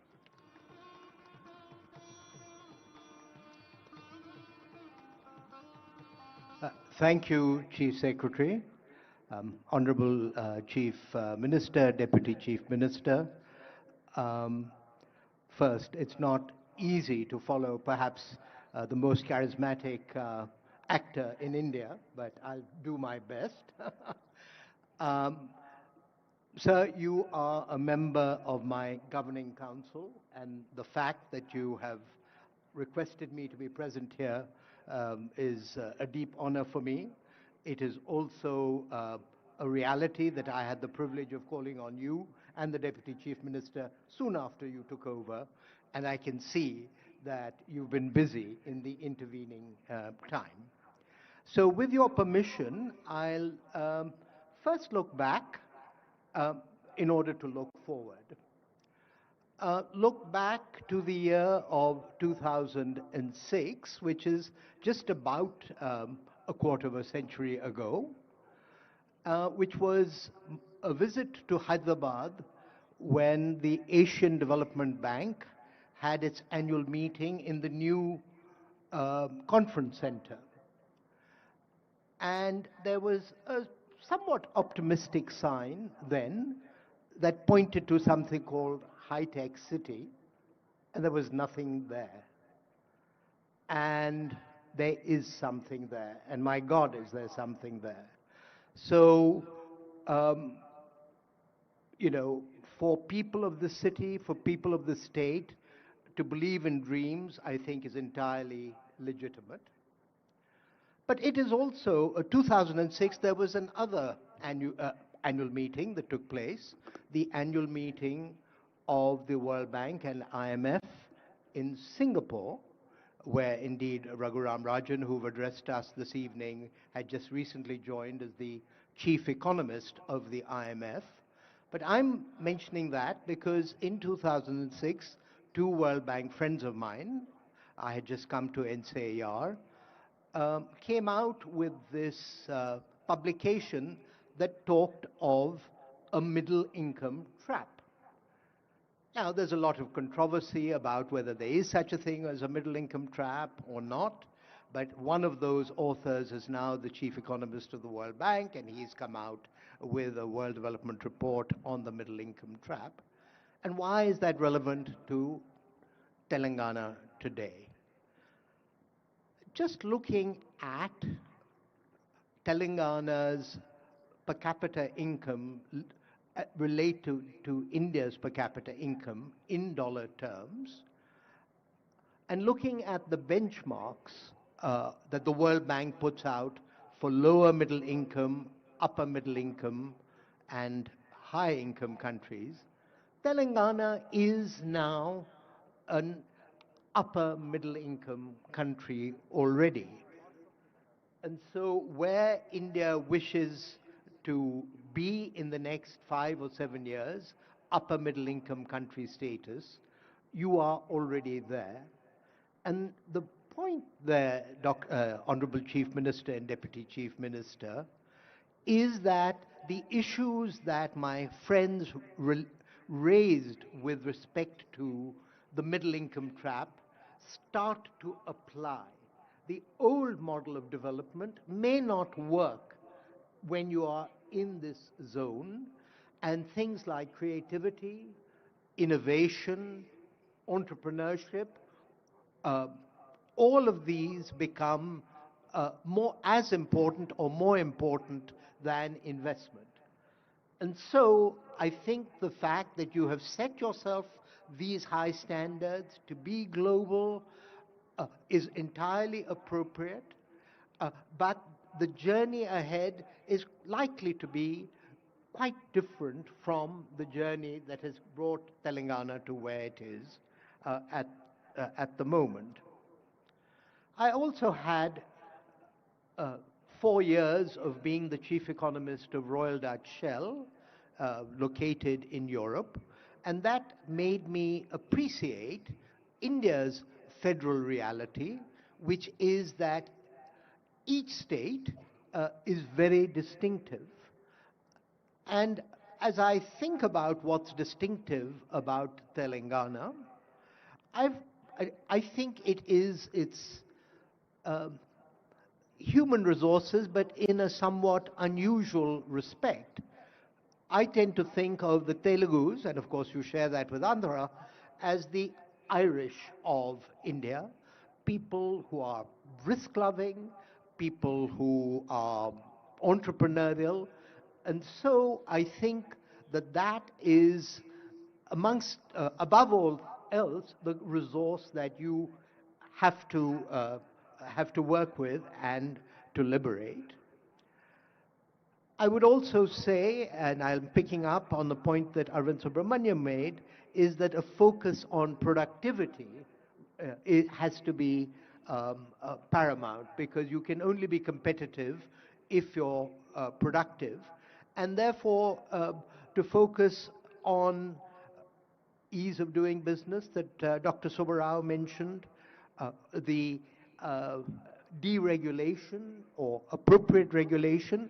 All of these things are going to be as important as bricks and mortar in the journey ahead. Let me finally make a point about your role and the role of political leadership. There is an academic by the name of Phelps at Columbia who talks about mass flourishing, and Honorable Prime Minister also very much believes that what will make India Viksit is self-confidence of the people and a belief that they can shape their own future. And so, Chief Minister, it is your role and the role of Sri Chiranjeevi to sell dreams to the young people of Telangana, to all of citizens of Telangana. So NITI has helped you articulate a vision, but for this vision to become a part of the software of the minds of citizens of Telangana, that's a job for you and the Deputy Chief Minister, and I wish you luck, and NITI is there to work with you as you wish. Thank you. Thank you sir. ఇప్పుడు అందరూ వేచి చూస్తున్నటువంటి సమయం ఆసన్నమైంది. గౌరవనీయులు రాష్ట్ర ముఖ్యమంత్రి వర్యులు శ్రీ రేవంత్ రెడ్డి గారిని సభను ఉద్దేశించి ప్రసంగించవలసిందిగా కోరుతున్నాను.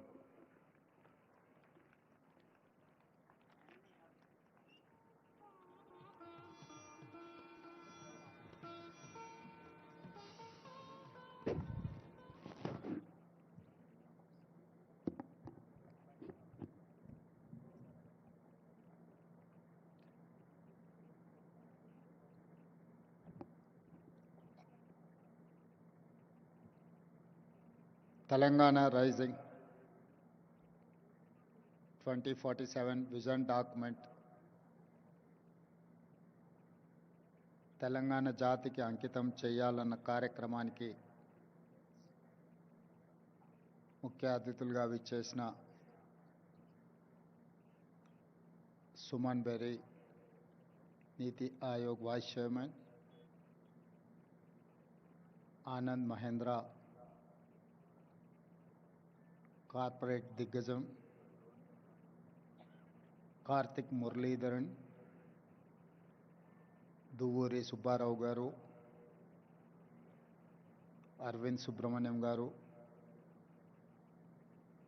మిత్రులు పద్మభూషణ్ చిరంజీవి గారు, ఉప ముఖ్యమంత్రి వర్యులు మిత్రులు బట్టి విక్రమార్క గారు, సహచార మంత్రివర్గ సభ్యులు టోనీ బ్లేయర్, శంతను నారాయణ్, ప్రేమ్జీ వాత్సవ్, ఇతర పెద్దలందరూ తెలంగాణ రాష్ట్ర ప్రభుత్వం సంకల్పించిన విజన్ డాక్యుమెంట్లో మనల్ని ఎండార్స్ చేయడానికి, మన సంకల్పంలో భాగస్వామ్యం తీసుకోవడానికి విచ్చేసినందుకు 4 కోట్ల తెలంగాణ ప్రజల తరఫున వారికి మనస్ఫూర్తిగా అభినందనలు, కృతజ్ఞతలు తెలియజేస్తున్నాను. ఇందులో భాగంగానే ISB, NITI Aayog, government of India officials, state government officials, Telangana ప్రజల నుంచి కూడా ఈ పాలసీ డాక్యుమెంట్లో సూచనలు ఇవ్వమంటే ఆన్లైన్లో దాదాపుగా 4 లక్షల మంది పాల్గొని వారి యొక్క సూచనల్ని, సలహాలను తెలంగాణ రాష్ట్ర ప్రభుత్వానికి ఇవ్వడం జరిగింది. ఈ సందర్భంగా తెలంగాణ రాష్ట్రానికి ఈ ప్రాంత మట్టికి ఒక గొప్ప చైతన్యం ఉన్నది. ఆ చైతన్యము ఒకనాడు జల్ జమీన్ జంగల్ కొమరం భీముడు ఆనాడు పోరాటం చేస్తే ఆ తర్వాత సాయుధ రైతాంగ పోరాటంలో భూమి కోసం, భుక్తి కోసం, విముక్తి కోసం, ఈ ప్రాంతం కోసం, ప్రజల కోసం, పేదరిక నిర్మూలన కోసం, ఈ భూమి మీద ఆధిపత్యం సాధించాలనుకున్న వాళ్ళకు వ్యతిరేకంగా వేలాది మంది పోరాటాలు చేసి నేల కొరిగిన చరిత్ర ఈ తెలంగాణ ప్రాంతానికి ఉన్నది. ఆ స్ఫూర్తితోనే తెలంగాణ రాష్ట్ర ఏర్పాటు ప్రక్రియను శ్రీమతి సోనియా గాంధీ గారు, శ్రీ మన్మోహన్ సింగ్ గారు మన ఆకాంక్షల్ని నెరవేర్చిన, ప్రపంచంలోనే ఉన్నతంగా అభివృద్ధి సాధించగలిగిన శక్తి సామర్థ్యాలు మనకున్న, ఆశించినంత స్థాయిలో ప్రణాళికబద్ధమైన అభివృద్ధి జరగకపోవడం వల్ల ఈనాడు ప్రజలు ఆశిస్తున్న స్వేచ్ఛ, సామాజిక న్యాయం, సమానమైన అవకాశాల కోసం ఈ ప్రాంతం ఎదురు చూస్తున్నది. అందుకే ఈనాడు 4 కోట్ల తెలంగాణ ప్రజల యొక్క ఆకాంక్ష స్వేచ్ఛను, సామాజిక న్యాయాన్ని, సమానమైన అవకాశాలను అందించాలి అని తెలంగాణ రైజింగ్ 2047 విజన్ డాక్యుమెంట్ని ఈరోజు తెలంగాణ రాష్ట్ర ప్రభుత్వం తీసుకురావడం జరిగింది. 2047కు ఉన్న ప్రాధాన్యత, ఈ దేశానికి స్వతంత్రం వచ్చి 100 సంవత్సరాల విజయోత్సవాన్ని మనం నిర్వహించుకోబోతున్నాం. మరి ఆనాటికి మన దేశం ప్రపంచంలోనే ఒక గొప్ప బలమైన ఆర్థిక దేశంగా, ప్రపంచంలోనే 4వ ఆర్థిక అభివృద్ధి చెందిన దేశంగా అవతరించాలని భావిస్తున్నది. దానికి దేశ ప్రధానమంత్రి నరేంద్ర మోడీ గారు $30 ట్రిలియన్ ఎకానమీని టార్గెట్గా పెట్టుకొని వికసిత్ భారత్ కార్యక్రమాన్ని తీసుకొని ముందుకు వెళ్తున్నారు.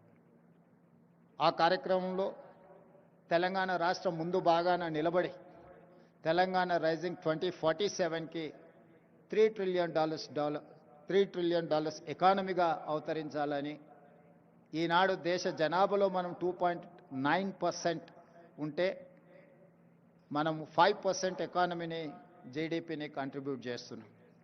సో ఈనాడు మన ప్రణాళికల వల్ల, మన విజన్ డాక్యుమెంట్ వల్ల, మన భవిష్యత్ అభివృద్ధి కార్యక్రమాల వల్ల $3 ట్రిలియన్ ఎకానమీ 10% ఆఫ్ జీడిపిగా అవతరించాలని ఒక లక్ష్యంగా పెట్టుకొని మనం ముందుకు వెళ్తున్నాం. అందుకే ఈనాడు ఈ ఆలోచనను 4 గోడల మధ్యలో నలుగురం కూర్చొని మాట్లాడుకొని చర్చించుకొని తయారు చేసిన ఒక కాగితం కాదు. ఇది 4 కోట్ల ప్రజల మధ్యలో చర్చించి ఈ ప్రాంతంతో సంబంధం ఉన్న ప్రపంచంలో రాణించిన వాళ్ళను అందరినీ ఇందులో భాగస్వాములను చేసి, ఇందులో మేధావులను, లేకపోతే కొద్దిమంది పరిమితమైన ఆర్థిక నిపుణులనే కాకుండా సామాన్యమైన ప్రజల్ని, రైతులని, మహిళల్ని, విద్యార్థులను కూడా భాగస్వాములను చేసి ఈరోజు ప్రజలకు ఈ పాలసీ డాక్యుమెంట్ను అంకితం చేయదలుచుకున్నాం. ఈరోజు ఈ policy document is going to address farmers, women and youth. మొట్టమొదటి ప్రధానమంత్రి పండిత్ జవహర్లాల్ నెహ్రూ గారు ప్రధానమంత్రి బాధ్యత తీసుకోవడానికి ముందు మహాత్మా గాంధీ గారిని కలిసి, మీరేమైనా సలహా ఇవ్వగలరా, నాకు ప్రధానమంత్రిగా బాధ్యతలు చేపడుతున్నా అన్నప్పుడు మహాత్మా గాంధీ గారు ఒక సూచన చేశారు. నువ్వు పరిపాలనాపరమైన నిర్ణయం తీసుకునేటప్పుడు నీ నిర్ణయం వల్ల పేదలకు, నిస్సహాయులకు ఏ విధంగా సహాయపడగలుగుతో ఆలోచన చేసి నిర్ణయం తీసుకోమని మహాత్మా గాంధీ గారు పండిత్ జవహర్లాల్ నెహ్రూ మొట్టమొదటి ప్రధానమంత్రి గారికి సూచన చేశారు. ఆ సూచనలు తీసుకొని పండిత్ జవహర్లాల్ నెహ్రూ గారు ఈ దేశంలో ఉన్న నిరక్షరాస్యతను నిర్మూలించాలి అంటే ఎడ్యుకేషన్ ఈజ్ ఇంపార్టెంట్, ఈ దేశంలో ఉన్న కరువును నిర్మూలించాలి, ఆకలిని తీర్చాలి అని అంటే ఇరిగేషన్ ఈజ్ ఇంపార్టెంట్ అనుకున్నాడు. ఆనాడు first prime minister has decided to take up 2 policies. One is education, the other one is irrigation. That is how he has initiated many universities in the country, and he has constructed many irrigation projects like Bakranangal to Nagarjuna Sagar, Srisailam, SRSP in Telangana. All these projects have conceived at the time of Pandit Jawaharlal Nehru. I know most of them have studied in Pandit Jawaharlal Nehru has initiated those universities. Today, my government has decided to take up this education and irrigation and communication. Communication in technology, communication in digital, communication in roads, communication in ports, communication in airports. We wanted to meet, we wanted to develop our infrastructure to connect as well world. We wanted to invite them to invest in my country. I'm going to take role model from China, Japan, Germany, South Korea and Singapore. At the same time, they are my role models and I'm going to compete with them. With their inspiration, I'm going to develop my state. I'm going to take up my welfare and development. Some of them, poverty is an excursion, some of the leaders, but have born and brought up a small village, remote village, where I have seen from my childhood poverty and undeveloped untouchability and everything I have seen. Practically I have experienced and everything. I know what is the problem. I wanted to address that problem. I wanted to eradicate poverty.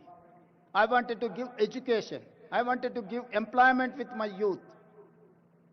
I wanted to give better health for my citizens. Why? Because I have met accident at the age of 11 years, major accident. My parents have taken me into Usmania Hospital in Hyderabad while I was living in remote village. That time government has, Nizam has started that Usmania Hospital. That is how they treated. Today, people are facing a lot of problems. Well, we have got freedom. That time, lifespan was 32 years. In 1947, Indian average lifespan was 32 years. Today, we have reached 73 years. That is how Jawaharlal Nehru has given a vision to this country. Now we are going to touch 100 years to live our lifespan. For that, have to make policies, have to make sure, have to deliver to poorest of the poor, remote villages, Tandas, Gudam, or any other remote place in Telangana. Anand ji, मैं एक किसान का लड़का हूँ, किसान परिवार से आया मैं। मुझे गरीब, कुछ लोगों के लिए, कुछ नेता लोगों के लिए गरीबी एक एक्सकर्शन है। गरीबी देखना है तो हैदराबाद से मर्सिडीज बेंज में छोटे गांव में देखे गरीब लोग कैसे रहते हैं, उन लोग देखने के लिए कोशिश करते। मगर मेरे लिए गरीबी ऐसा नहीं है। जहां पर गरीब लोग रहते, जहां पर जाति विवक्षा है, लोगों को अनटचेबिलिटी है, मंदिर में जिसको नहीं आने देता है, उस ऐसे छोटे गांव से मैं आया। हर चीज मुझे पता है, गरीब कैसे सोचते, एजुकेटेड अनएम्प्लॉयड यूथ क्या चाहता है, सब कुछ मुझे पता है। क्योंकि I have studied in government school, I have not studied in corporate school, I have not studied in English medium, I have studied in government school, I have studied in Telugu medium. I know each and every problem in my remote villages, where Adivasis, where Dalits are living, where minorities are there. I have personal connectivity with these Dalits, Adivasis, and minorities. That is why I have planned for them. I have got this opportunity with young age. I don't have any political legacy. एक छोटा किसान परिवार से, एक छोटे गांव से मैं इतना दूर आ गया। 2006 में मैं एक जिला परिषद मेंबर बना as a independent. Political it's a smallest of the small post. After that I have become MLC, after that I have become an MLA, after that I have become an MP, after that I have become an party president, after 17 years I have become a chief minister of Telangana. I have responsibility, I have accountability, I have my commitment. I have to do justice for poorest of the poor. This is what my commitment, this is what my document, my policy document, this is what my agreement with my people. So that is why I have asked everyone to support to give their inputs in my policy document. Lots of people who are experts, they have contributed like anything. I wanted to thank everyone. Why? Because this is going to create a path for my state, my youth. Have seen caste differences, जाति विवक्षा.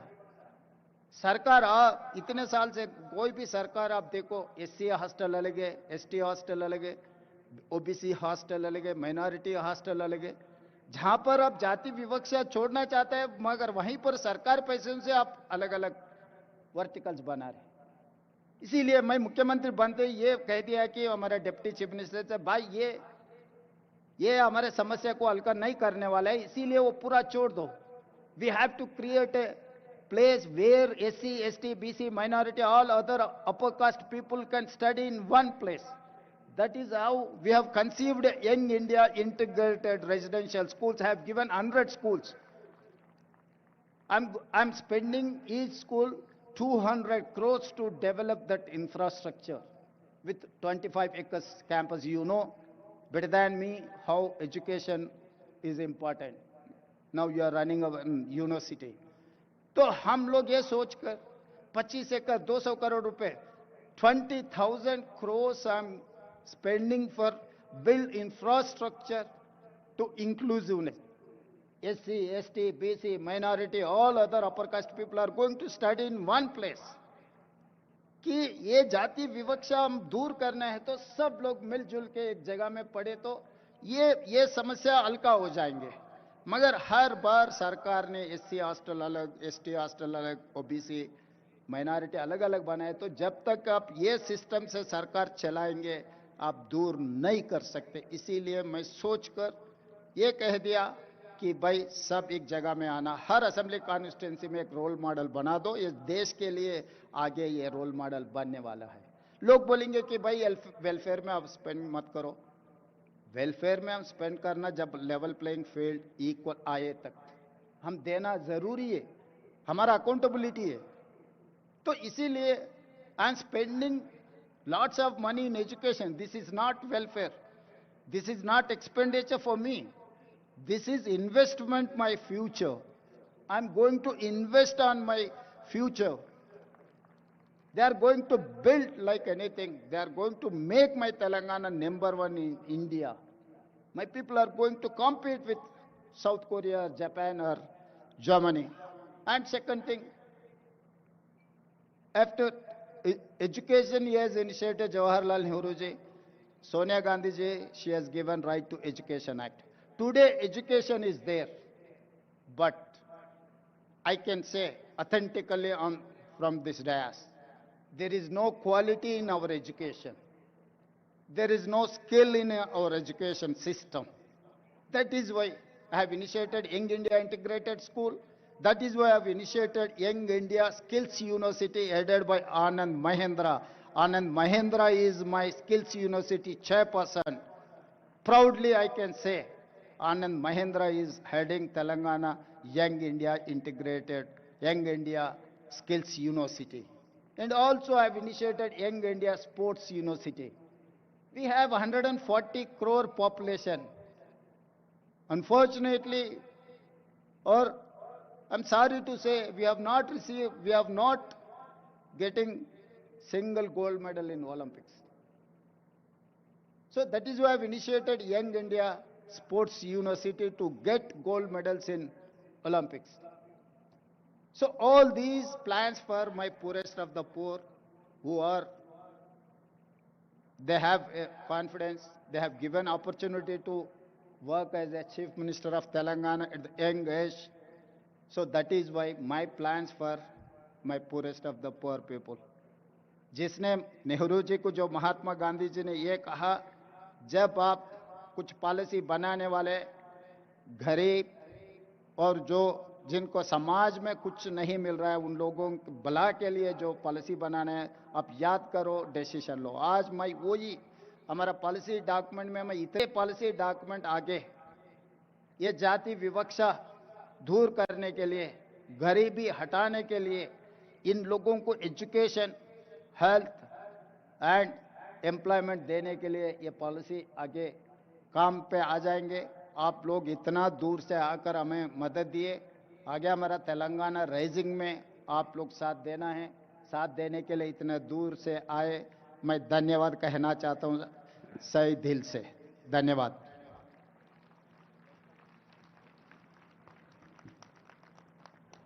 ధన్యవాదాలు sir. మీ స్ఫూర్తిదాయకమైనటువంటి ఉపన్యాసానికి ధన్యవాదాలు తెలియజేస్తూ, ప్రసంగానికి ధన్యవాదాలు తెలియజేస్తూ, ఇప్పుడు తెలంగాణ రైజింగ్ విజన్ డాక్యుమెంట్ను 2047 రిలీజ్ కార్యక్రమం ఉంటుంది. ముందుగా తెలంగాణకు తగ్గట్టుగా, ఫ్యూచర్కు తగ్గట్టుగా ఒక వ్యక్తి మీకు ఆ పుస్తకాన్ని తీసుకుని వస్తున్నారు.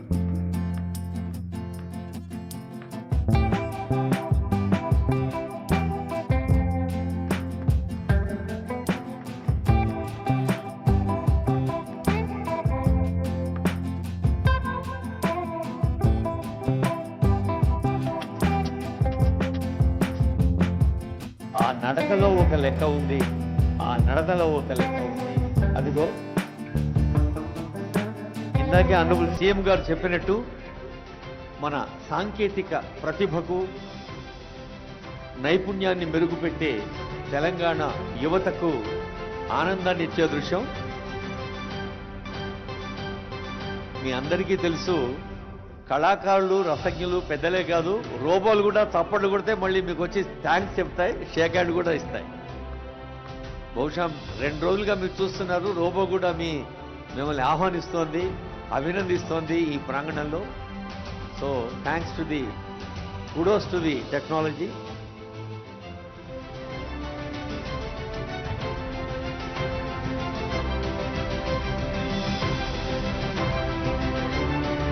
Telangana rising 2047.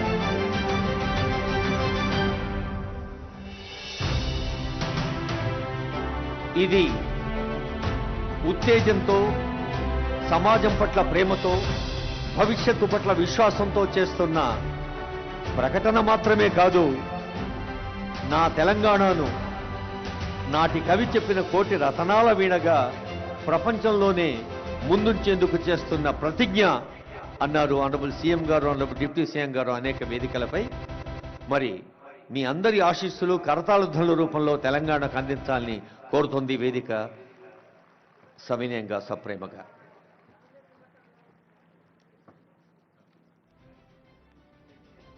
Yeah. Now felicitation to the honorable guest. Okay. Felicitation.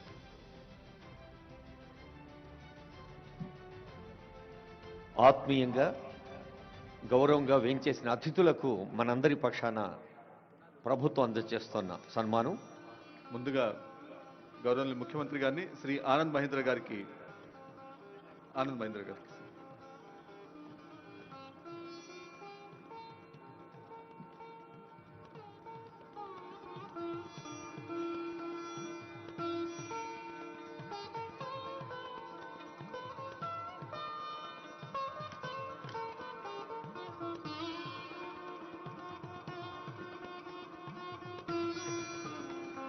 Thank you sir.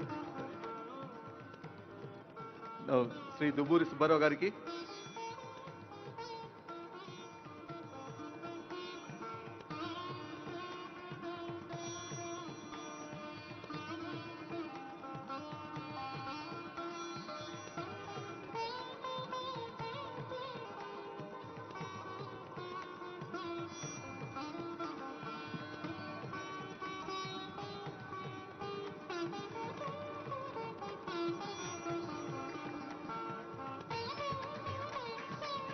Professor Karthik Muralidharan గారికి,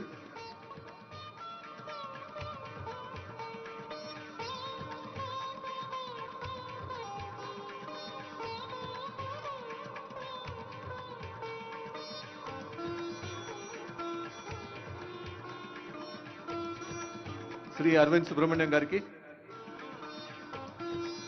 సవ్యసాచి ఘోష్ ఐఏఎస్ గారి వందన సమర్పణ అవుతూనే వాయు తరగలపై వాహన విన్యాసం ఉంటుంది, డ్రోన్ షో.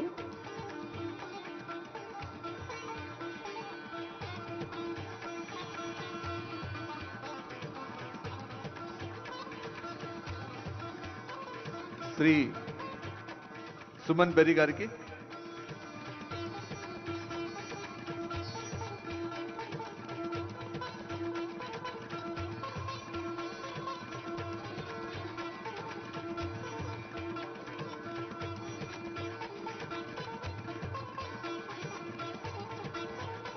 శ్రీ చిరంజీవి గారికి,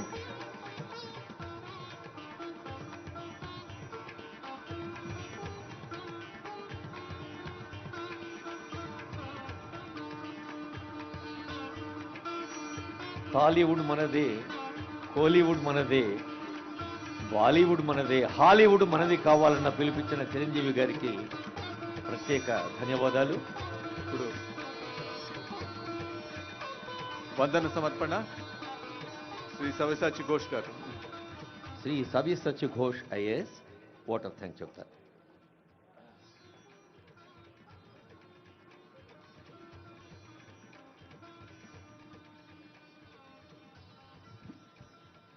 Good evening, ladies and gentlemen.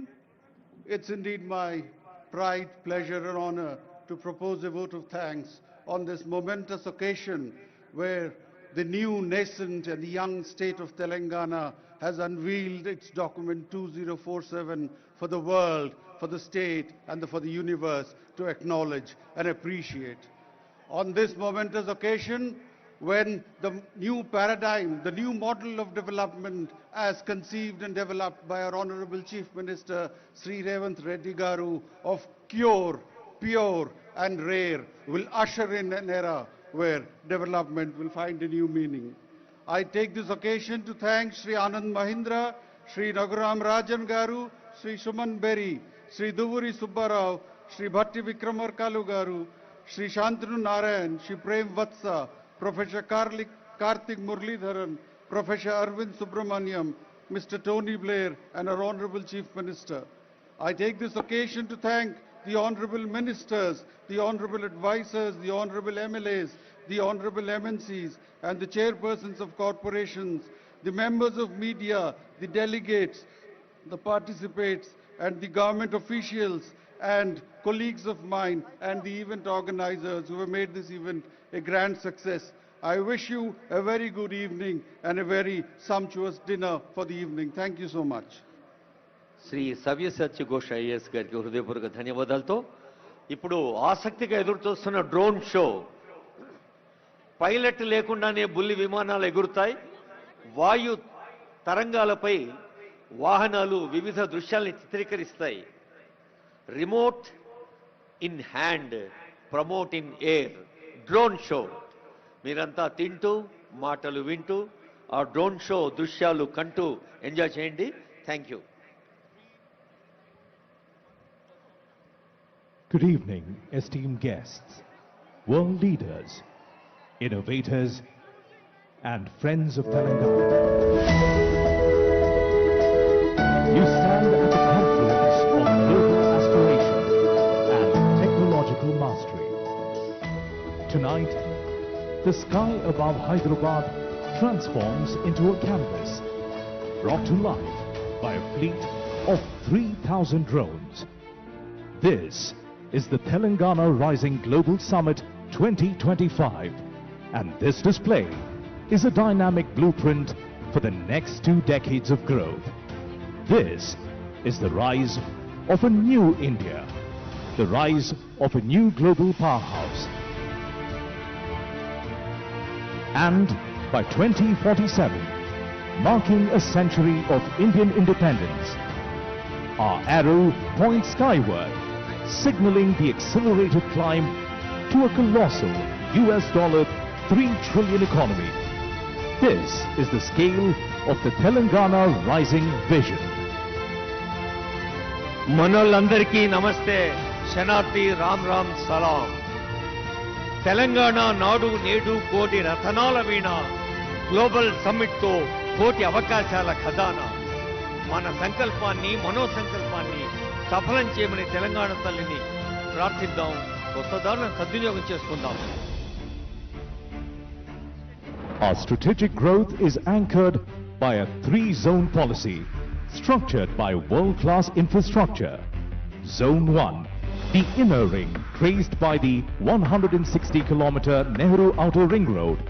The core urban area of Hyderabad, a services-only cluster focused on the knowledge economy.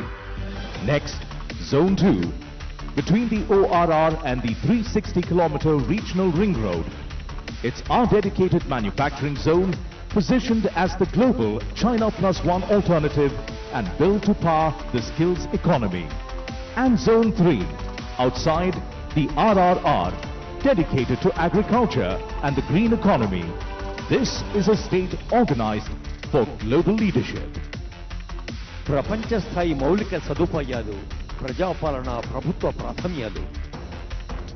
Nehru outer ring road, triple R, వ్యవసాయ ఆధారిత హరిత పరిధి ఆర్థిక వికాసం కోసం. Introducing Game Changer 1, the Bharat Future City, India's most advanced city designed to compete directly with global hubs like New York, London, Dubai, Singapore and Tokyo. Watch the futuristic skyline form, revealing the key iconic towers. See one iconic tower shoot past 200 floors, breaking symmetry and scale. This is the new skyline of Indian innovation. భారత భవిష్యత్ నగరం దేశంలోనే అత్యంత సౌకర్యవంతం, ప్రపంచాన్ని ఆకర్షించే మంత్రం తెలంగాణకు సౌభాగ్యవంతం.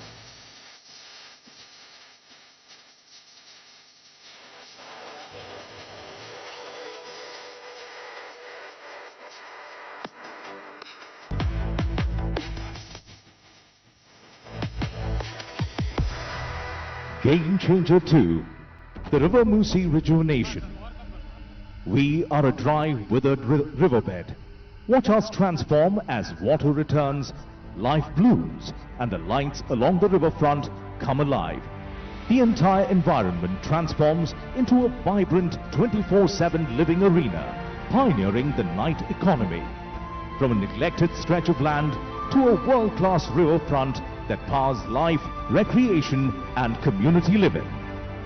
తలాబ్కే నీళ్లుంటే దప్పెందుకైతది, ఉన్న నీళ్లు వాడుకుంటే తప్పెందుకైతది.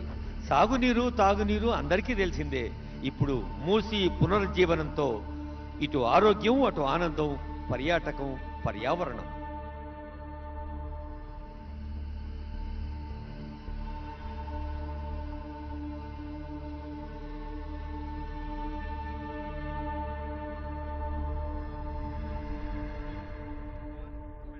Game Changer 3, the metro rail expansion.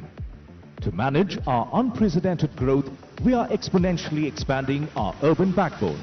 From the existing metro network spanning 71 kilometers, we see the new corridors light up, revealing an expansion of over 160 kilometers. Game Changer 4, transforming connectivity. Bullet train corridors connecting Hyderabad to Bengaluru and Hyderabad to Chennai. And we are establishing a dry port with a 12-lane greenfield expressway connecting us seamlessly to the AP seaport. Simple, bold, and futuristic trade routes for a globalized economy. వివిధ రకాల అనుసంధానం, వాయు మార్గం, జల మార్గం, road మార్గం. మార్గం ఏదైనా అందరినీ కలిపేది. వేగంగా, తేజంగా, ధీమంతమై, రేవంతమై సాగుతోంది communication.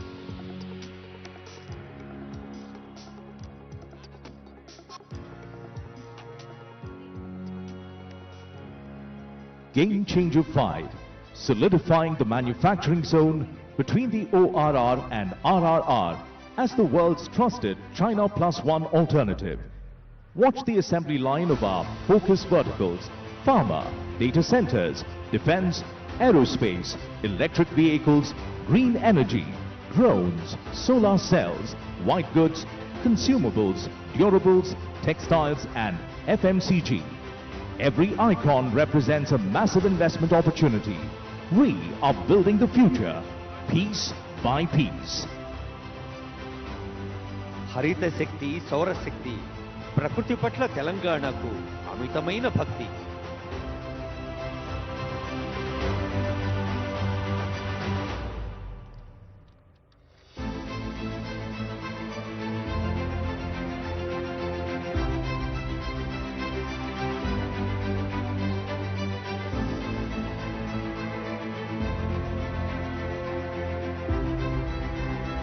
Even as we leap into tomorrow, we carry our roots with us. Our progress is built on the strongest foundation, women empowerment. We are committed to skilling and entrepreneurship for 10 million women. See the icons of economic independence. Self-help groups will own EV buses, petrol pumps and premium malls. We provide free bus travel, free rations for 31 million people and rural green housing. This is the vision of collective strength. Telangana's women as the true foundation of our state. మహిళల్లోని శక్తి సామర్థ్యాలకు పదును పెట్టి ప్రోత్సహించి భుజం తట్టి ముందుకు నడిపించి తల్లుల ఆశీస్సులతో చెల్లెల అనురాగంతో బస్సుల యజమానులయ్యారు, petrol బంకుల యజమానురాళ్ళయ్యారు. We honor the backbone of our state, the farmer. Our commitment includes a comprehensive farmer loan waiver, Raitu Muna Mafi, annual agri-investment through the Raitu Bharosa, farm insurance Raitu Bima, a crop bonus of 500 rupees per quintal and free agri-power. The sky salutes the happiest farmer, the backbone of a food-secure nation. కాలం కదలికలో ప్రతి మలుపు కర్షక నీ కర్రు కదలినన్నాళ్ళే అన్నాడు కాళోజీ. రైతుకెప్పుడు పెద్దపీట వేస్తోంది ప్రజాపాలనా ప్రభుత్వం.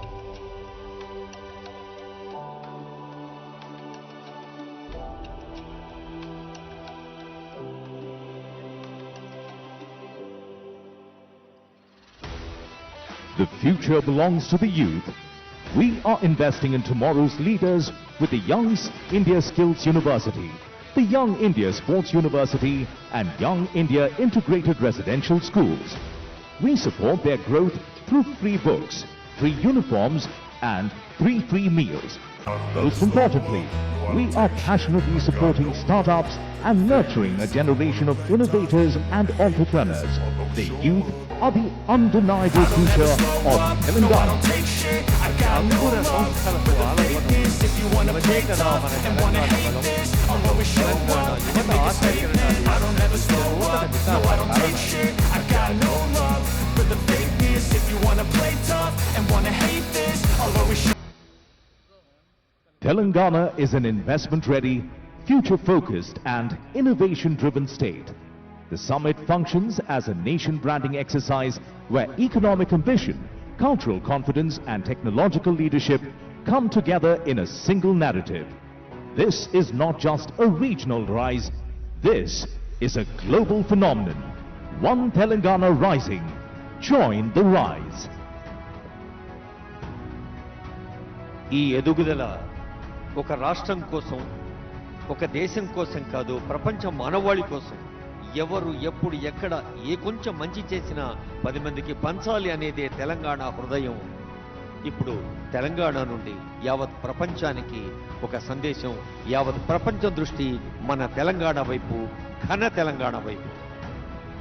And now, as a tribute to the scale of our ambition and the precision of our execution, witness the climax of our show.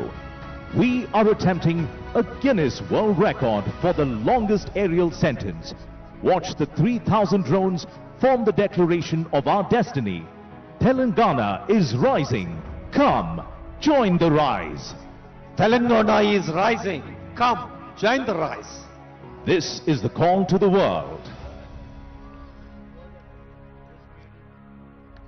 వేయి చుక్కల వెలుగు ఆకాశంలో పారింది, తెలంగాణ ఆనందపు అలుగై వెలుగెత్తింది.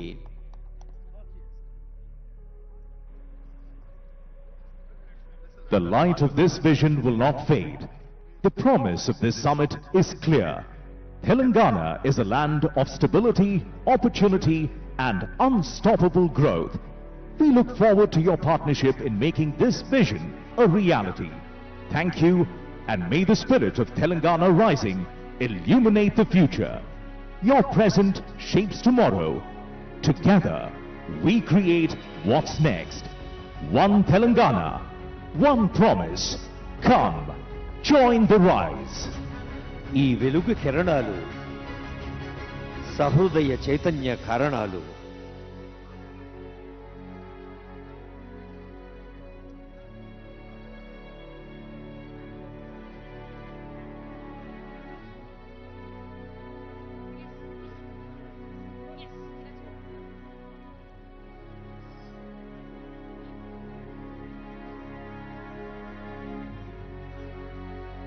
పైలట్ లేని విమానాలు ఆకాశంలో ఎగిరినాయి. మరి 3000 డ్రోన్లతో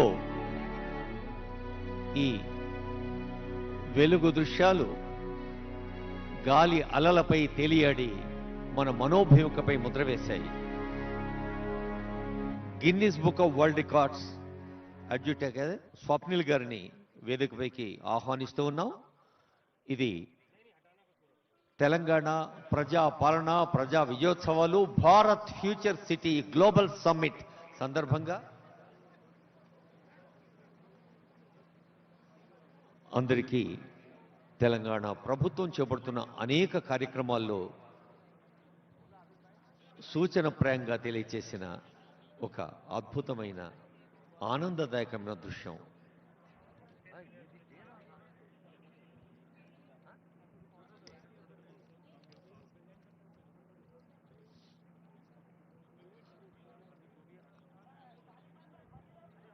స్ఫూర్తివంతమైన సందేశాలతో సభా కార్యక్రమం అద్భుతంగా నడిచింది. డ్రోన్ షో కూడా ఆస్వాదించారు.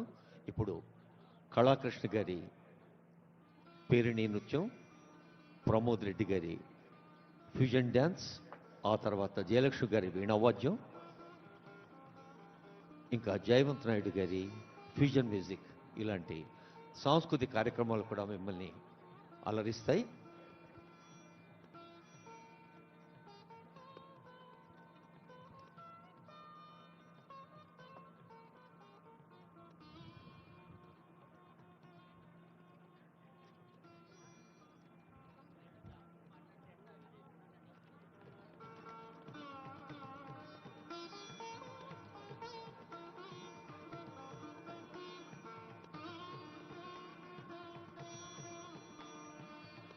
An important announcement and impressive announcement also. రేపటి నుండి విద్యార్థులు యువతీ యువకులు ప్రజలందరూ వేంచేసి ఈ గ్లోబల్ సమ్మిట్ సందర్భంగా ఉన్న స్టాల్స్ని ఇంకా అన్నిటిని కూడా వీక్షించవచ్చు. రేపటి నుంచి అందరికీ వెల్కమ్ చెబుతోంది ఈ గ్లోబల్ సమ్మిట్ వెన్యూ. కొద్దిసేపట్లోనే జయలక్ష్మి గారి వీణ వాద్య కచేరీ. ఇప్పుడు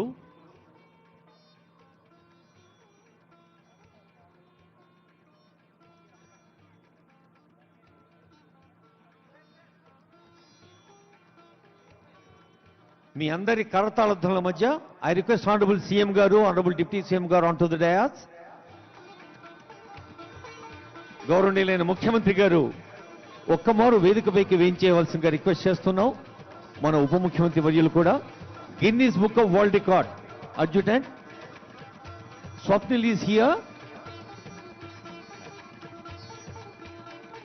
The largest aerial sentence formed by multi-rotors zones was achieved by Government of Telangana in Hyderabad on 9th December 2025.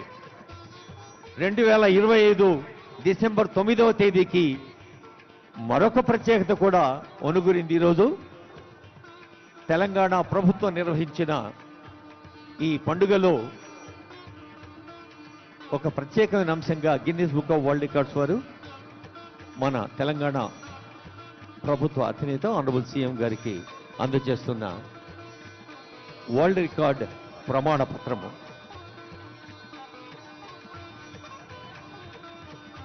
బహుశా అందరి చేతుల్లో ప్లేట్లోనేమో చప్పట్లు కొడుతులేరు.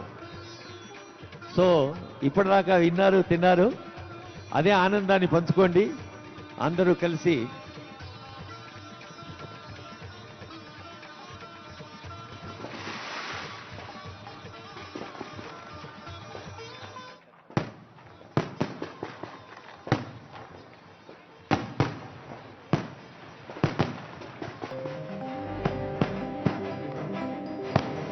గౌరవనీయులైన ముఖ్యమంత్రి గారి పక్షాన, ఉప ముఖ్యమంత్రి పక్షాన, మంత్రివర్యుల పక్షాన, ఎందరో పెద్దలు అందరి పక్షాన మీకు హృదయపూర్వక శుభాకాంక్షలు.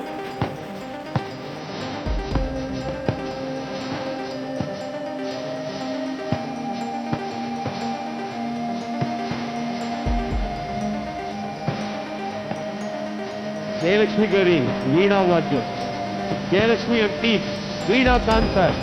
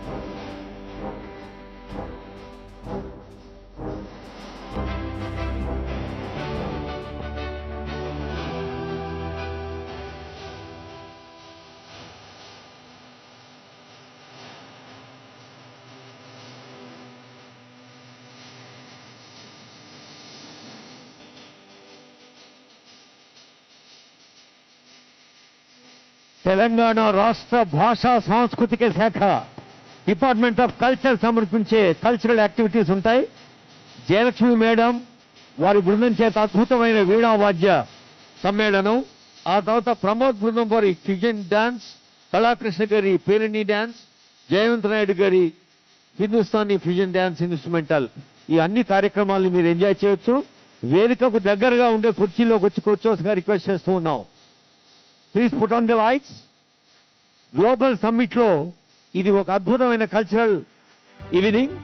తెలంగాణ రాష్ట్ర సాంస్కృతిక శాఖ మంత్రులు గౌరవనీయులు జూపల్లి కృష్ణరావు గారు, special CS culture Jayesh Ranjan IAS గారు, డైరెక్టర్ కల్చర్ ఏనుగు నరసింహారెడ్డి గారు, సాంస్కృతిక సారథి చైర్పర్సన్ డాక్టర్ వెన్నెల గద్దర్ గారు, Sangeet Natak academy chairman doctor Alekhya Punjala గారు, ఇంకా సాంస్కృతిక కుటుంబం అందరి తరఫున ఈ కళాకారులకు స్వాగతం పలుకుతూ గ్లోబల్ సమ్మిట్ లో పాల్గొన్న ప్రతి ఒక్కరికి సాంస్కృతిక శాఖ భవదీయ వినమ్ర వ్యాఖ్యాత మడిపల్లి దక్షిణామూర్తి పక్షాన్ని కూడా నమస్సులు అర్పిస్తూ ఇప్పుడు జయలక్ష్మి మేడం గారి వీణ.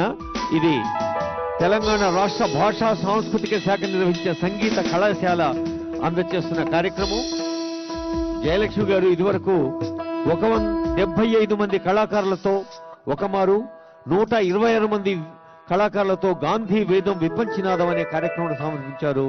ఇప్పుడు త్యాగరాజ ప్రభుత్వ సంగీత కళాశాల, భక్త రామదాసు ప్రభుత్వ సంగీత నృత్య కళాశాల కళాకారులు మన ముందున్నారు. వారికి స్వాగతం పలుకుదాం. నా తెలంగాణ కోటి రతనాల వీణ స్వాగతం.